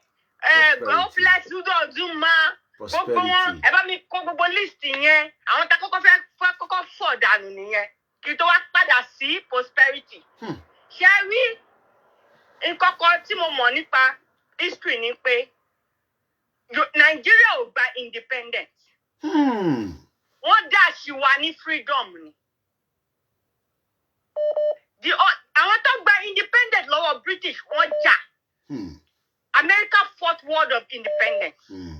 Wọ́n gbà tipa ni. That is why lẹ́yìn America bá ní problem wọn bí British rẹ̀ kó lọ kí envoy wọn àbí whatever kó lọ sí America kó máa rìn kiri láti California sí Chicago sí America sí Los Angeles. They can't do it because wọ́n ti fún wọn ní total wọ́n ti fi wọ́n lẹ̀ wọ́n ti yọ̀ǹda wọn. Right now, once our prosperity, British in almost 60% of port, owó tó wá ní port. 60%. Once our prosperity, British in on go epo wa lọ́fẹ̀ẹ́ ní east. Wọ́n ní kí keep quiet. Wọ́n ní kí keep quiet kẹ́ lè sọ̀rọ̀ dáadáa. Mo ti keep quiet. Wọ́n sọ̀rọ̀ nípa prosperity. British don't control stock markets. I don't get it. Wọ́n sọ̀rọ̀ prosperity. Catholic line on for láti one state to the other. Kí ni problem? Maybe she's just supposed to be a commissioner, ambassador. Why is she controlling us? Why do you pé òun gangan lówó lọ ń bá àwọn emir ọba gbogbo sọ̀rọ̀? Kí ló jẹ́ tó ṣe jẹ́ èṣù lẹ́yìn ìbejì wa? Why? They should leave us. That is kí ni ló yẹ kí gbogbo everybody lajú pé àwọn people yìí wọ́n ò fún yín ní independence o. Neo-colonialism ló ń ṣẹlẹ̀ of the 24th century. Ẹrú yìí ni wá. A gbọ́dọ̀ jà láti gba òmìnira wa because wọn ò ní fi wálẹ̀. Ìgbà tí Ọlọ́run máa bá tiwa jẹ́ ta rò pé Ọlọ́run tún wá ṣe. Ọlọ́run tún wá fi natural and mineral resources ó wá fi kẹ́ wa. Ọlọ́run fi bá tiwa jẹ́ ni. Nítorí ẹ̀ tí a bá jà láti gba ìlú wa wọn ò ní fún wa lẹ́rọ̀.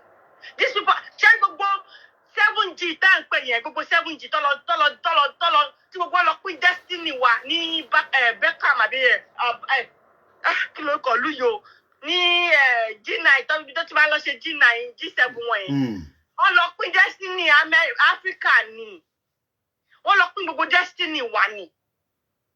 So if tí a bá gba independent wa Sherry anybody tó bá sọ fún mi pé we are independent state like we are deceiving ourselves because we are independent because the we are independent Catholic 9 does not have any court come law from one state to the other. Why will she be dictating our future? Lamido Sanusi, the banned emir of Sokoto, Kano or whatever to wá. Why will àwọn ọba Ifẹ̀ ọba Ọ̀yọ́ mama welcome a ban ẹni tó lé nílùú ẹni tó yẹ kó wà ní kó bá wà ní ìgbẹ́tìlú. Àwa tún wọ emir kìíní àwa lọ sáàfin Aláàfin of Ọ̀yọ́ wọ́n invite ẹ̀ wọ́n welcome ẹ̀ wọ́n tún máa fún gbogbo funfun fúdù wọn. Ẹ̀dẹ̀ allow wọn. This guy ní sọ ti jọba sẹ́kọ̀ọ́ àwọn ará Èkó ò mọ kankan tó ń ṣẹlẹ̀. They are talking of prosperity. Ẹ̀kọ́ gbogbo wealth Apapa port la ní ìsèpò òtàmọ́ o. Ẹ̀yin èèyàn ẹja sí epo òtàmọ́. Apapa port gangan lówó wà. Owó Apapa port gangan ló fi bí mí. That is why gbogbo fẹ́ kú sẹ́kọ̀ọ́. That is why làwọn kan sọ pé àwọn máa fi Èkó bá dájọ́ láàrin ilẹ̀ Yorùbá. Ẹ̀mí sùúrù àǹtí mi ṣẹ́rí ọ̀rọ̀ tẹ́ sọ yẹn ṣé àwọn péyàn kan pè mí ní Canada but mo ní go into details ẹni ẹ fi yé mi pé ó fẹ́ sọ Lagos di country of his own. Of his own. Mo ní kò lè possible. Ó ní mo fẹ́ go into too more details. Ó ní tóun ní inside information ẹ̀ ni. Mo dispute ẹ̀ but mo lè máa bẹ́ẹ̀ ni yẹn sọ bẹ́ẹ̀. Ẹ wo èèyàn yóò kúrò o. Ṣé rí Èkó wọ́n fẹ́ sọ di a country of its own. Ẹ jẹ́ ń já yín sí nǹkankan. Tẹ́ bá lọ between Ọjọ́rá àti Marina. Ẹ máa rí nǹkankan tó pè ní Suku. Àwọn Saudi Arabia àti already yá Nàìjíríà lówó lórúkọ Èkó. Tó ti fi gba àwọn Marina, outskirt Marina. Wọ́n ti already fi yá owó.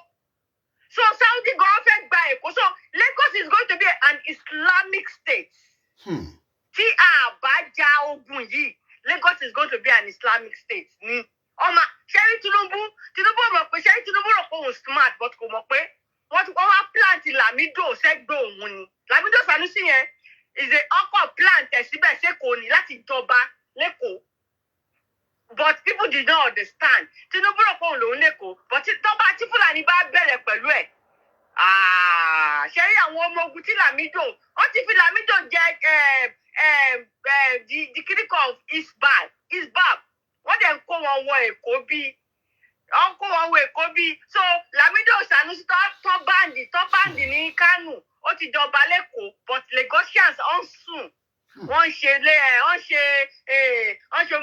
ọmọ olú ẹran gbogbo ẹ̀ wọ́n ṣe làwùlà wọ́n mọ̀ pé ogun wà Èkó ló worst ju ẹni tó wọ́n sọ pé ogun ṣẹ́rí ogun Èkó ló máa worst because àwọn máa ju àwọn èèyàn sínú Atlantic Ocean ni because àwọn èèyàn ti sùn wọ́n ti wọlé sí wa lára.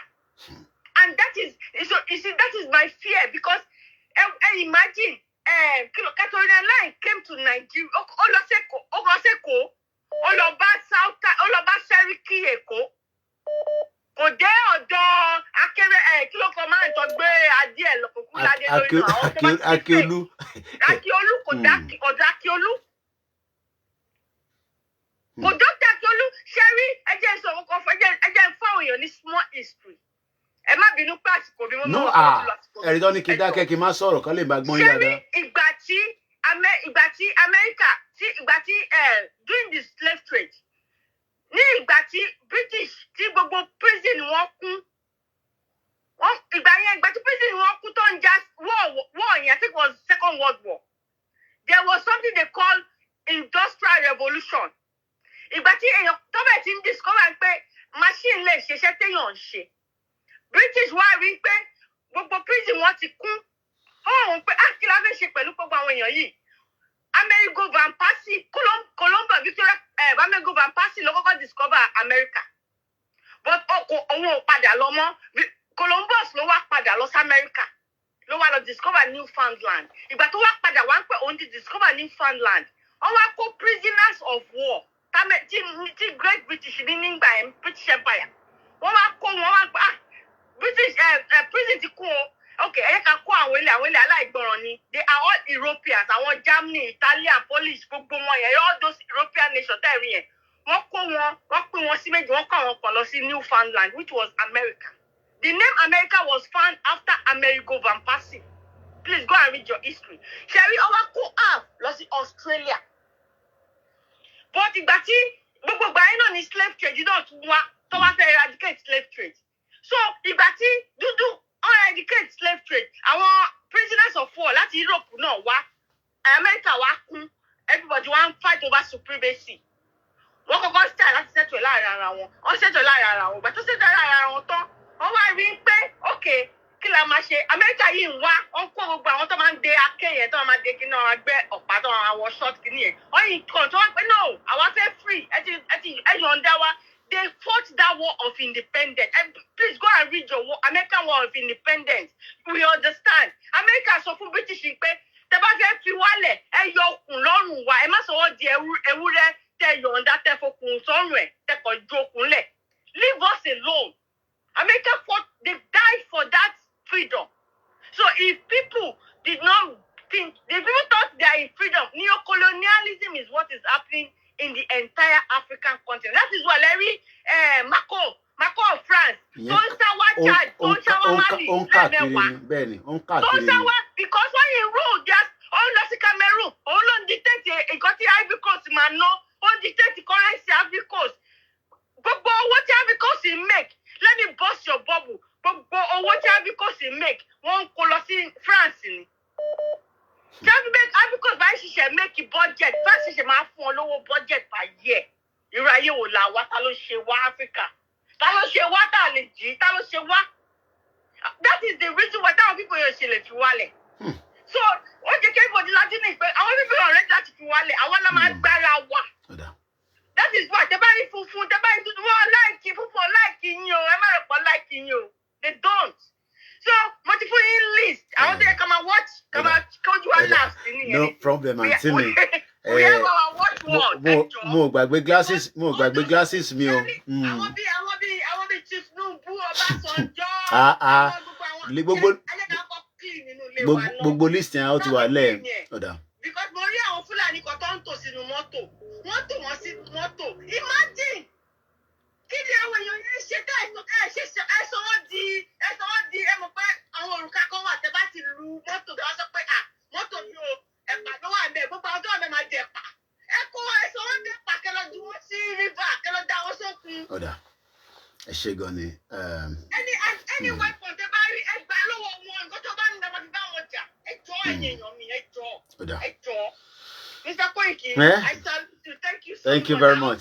Tiba ẹ má ti change status tẹ́ bá lọ change tó mo ma save orúkọ nǹkan nísìn tẹ́ bá change status yẹn ẹ má change status yẹn mo like irun yẹn mo dẹ̀ like ìbòjú yẹn ẹ ṣé gan ni. Okay. Ẹja tọ́jú yẹn a very beautiful sister. Ẹ má bínú àní lè gbé ìpè mọ́. I will come back on this particular topic. Ẹ mọ̀ pé mo ṣe dé ni mo ní láti lọ relax a little bit. So I've put the phone off completely. Ẹ má bínú, mo mọ̀ pé there's still a lot of people that wants to call and there's a busy day in London tomorrow. There's a busy day around the world. I need to monitor so many things as well. I would love to have taken more calls. It's 4 o'clock so that I can just, rest the body a little bit. I'm sure some of you agree with that. Abibeko, ẹni kí n lọ rest náà ni. So mo dúpẹ́ lọ́wọ́ yín. The prosperity issue is where I will start discussing now. Mama on come me more. Sherry, auntie why make a point kan. Mo rí mom sí mi be. Ó yẹ kẹ́ ti sùn yá yìí now. Tẹ́ ina ma jáde láàárọ̀. Ó yẹ kẹ́ ti sùn. That she was awake like go. Ó tẹ́ yẹ pé torí bàbá mi gan bá ṣe end the broadcast. Tí n bá end kò ní lọ sùn. Ó máa jókòó tì mí ni so mo ní láti end so that kó náà lè lọ sùn. Kí ni mo fẹ́ fààyàn bẹ́ẹ̀ ni pé auntie why make so many points. Ẹ má ká fi ṣeré o. Kí ni British High Commission káàkiri fún? No, ṣé bí Nigeria èmi tẹ̀rọ kí bàbá tó lọ yẹn bàbá Ògúntádé yẹn èmi rò pé àwọn bàbá yẹn ní time láti máa káàkiri lọ Manchester lọ kinní kan ó ṣe jẹ́ àwọn òyìnbó ló ń káàkiri lọ gbogbo state kọ̀ọ̀kan kí ló ń wá kiri? A job there is just to sit down in the office kó dẹ̀ máa wo report tó bá fẹ́ fún wọn but rather she's travelling around the country. Wọ́n dẹ̀ sọ nǹkan kan níbẹ̀ bó ṣe ṣe pé Tinubu ló ń bá ṣiṣẹ́ ibi tá máa dé mọ́ ní alẹ́ yìí nìyẹn ọ̀ ní àárọ̀ yìí orúkọ tèmi ò yí padà it's 5 minutes past 4 a.m. Saturday 12th of June. Mo bẹ̀ gbogbo ẹ̀yin tí ẹ wà nílé gbogbo fídíò picture tẹ́ni atrocity tó bá fi ṣẹlẹ̀ ẹ jẹ́ ká mọ̀ àwa náà ti gbé ìgbésẹ̀ lẹ́yìn tí bá náà wà based on àwọn tí mo wà pẹ̀lú tó jẹ́ bàbá wa pẹ̀lú àwọn kọ̀ọ̀kan náà bẹ́ẹ̀ odò àgbèwà kò ní gbé ọ̀dàlẹ̀. Mo kí gbogbo wa ní gbogbo WhatsApp group tí gbogbo wa ti ń operate ní gbogbo àgbáyé. Mo kí gbogbo ẹgbẹ́ kọ̀ọ̀kan. Mo kí gbogbo àwọn tí wọ́n ń ṣiṣẹ́ tí a láǹfààní àti rí yín pé ẹ̀ ń ṣiṣẹ́. Mo máa ń sọ I am not the bravest but I am doing my own best for this Yoruba self-determination. I have just come back. There's still work to do.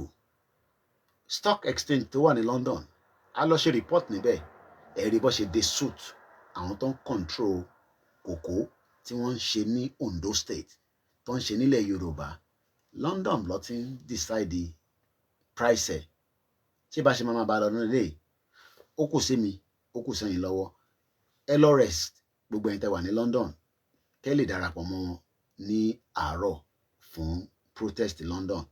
Gbogbo ibi tó bá ti fẹ́ ṣẹlẹ̀, gbogbo wa pátápátá kẹ́ lọ darapọ̀ mọ́. Mo dúpẹ́ lọ́wọ́ gbogbo ẹ̀yin lecturers, ẹ̀yin professor, ẹ̀yin ọ̀jọ̀gbọ́n tẹ́ ń bá wa lọ. Lóòótọ́ a lè má gbé kalẹ̀ gẹ́gẹ́ bẹ́ẹ̀ ṣe fẹ́ nítorí pé ọ̀nà tí ẹ̀yin mọ̀ nìyẹn. Ẹ̀yin náà ẹ máa bá wa dá sí lẹ́ẹ̀kọ̀ọ̀kan báyìí tá a bá ṣí òpó pé ẹ ṣe báyìí. Gbogbo ẹ̀ náà tẹ́ ẹ bá wá lè sọ fún wa, ẹ send email. Tẹ́ ẹ bá get mi lórí phone bí a torí pé ẹ ti pè ẹ má jẹ́ kí ẹ fi ṣèbínú pé ọmọ ta send message sí kò ká. Ẹ sì máa try. musakalam@gmail.com ní email mi. Ìyẹn yàtọ̀ sí ìta fi ń gbowó. Ó yàtọ̀, ó ti yé nísìn. musakalam1 la fi ń gbowó. And I think, I can only say thank you very much for the love. I know people not just love me, but they love the platform, because the platform have stood as a giant to fight for the Yoruba nation. Lóòótọ́, wọ́n ní a lè ṣe kórí márìn bí gẹ́gẹ́ bí ẹ̀yin Yorùbá, but ìyẹn ní dá iṣẹ́ dúró. Myself and Chief Sunday Igboho remain in a very strong position, and nothing can change that, whether some people like it or not. Yoruba nation, no going back. And on that note, we play our anthem, and I say, have a very good morning. Àlàáfíà la bá lé o. Àwọn tá fi sílẹ̀ nílé náà, àlàáfíà ló wà. Àlàáfíà dẹ̀ la tún máa padà wá bá yín. Gbogbo ẹ̀yin tí ẹ jẹ́ warrior, à ń padà bọ̀. Gbogbo ẹ̀yin tí ẹ ń ṣiṣẹ́ lọ́tùn lósì, à ń padà bọ̀. Ẹ má torí pé Koiki ò mà sí lẹ́kọ̀ọ́ mọ́, Koiki ò sí Nàìjíríà mọ́. Ẹ má yẹ kí yẹn kó fa ìrẹ̀wẹ̀sì fún wa o. It is just the beginning. Ìdí kan sí méjì ló gbé wa sáré wá. Ẹ jẹ́ ká ṣe ìdí yẹn àti kejì yẹn ká tó wá padà wá. August is around the corner for 120 days. Ṣé rí pé 120 days yẹn ó ti ń súnmọ́ díẹ̀díẹ̀. Lóòótọ́ action làwọn èèyàn fẹ́. Mo dẹ̀ tún fi àsìkò yìí fún gbogbo ẹ̀yin tí ẹ̀ ń jáde, gbogbo ẹ̀yin lọ́tùn lósì, gbogbo yín náà lẹ máa ń wo show mi. Wọ́n ní àwọn ò fẹ́ fídíò, wọ́n náà wọ́n fẹ́ picture, wọ́n ní kẹ́ ṣiṣẹ́ yẹn bó ṣe jẹ́ kẹ́ ṣe ni. Ó dàárọ̀.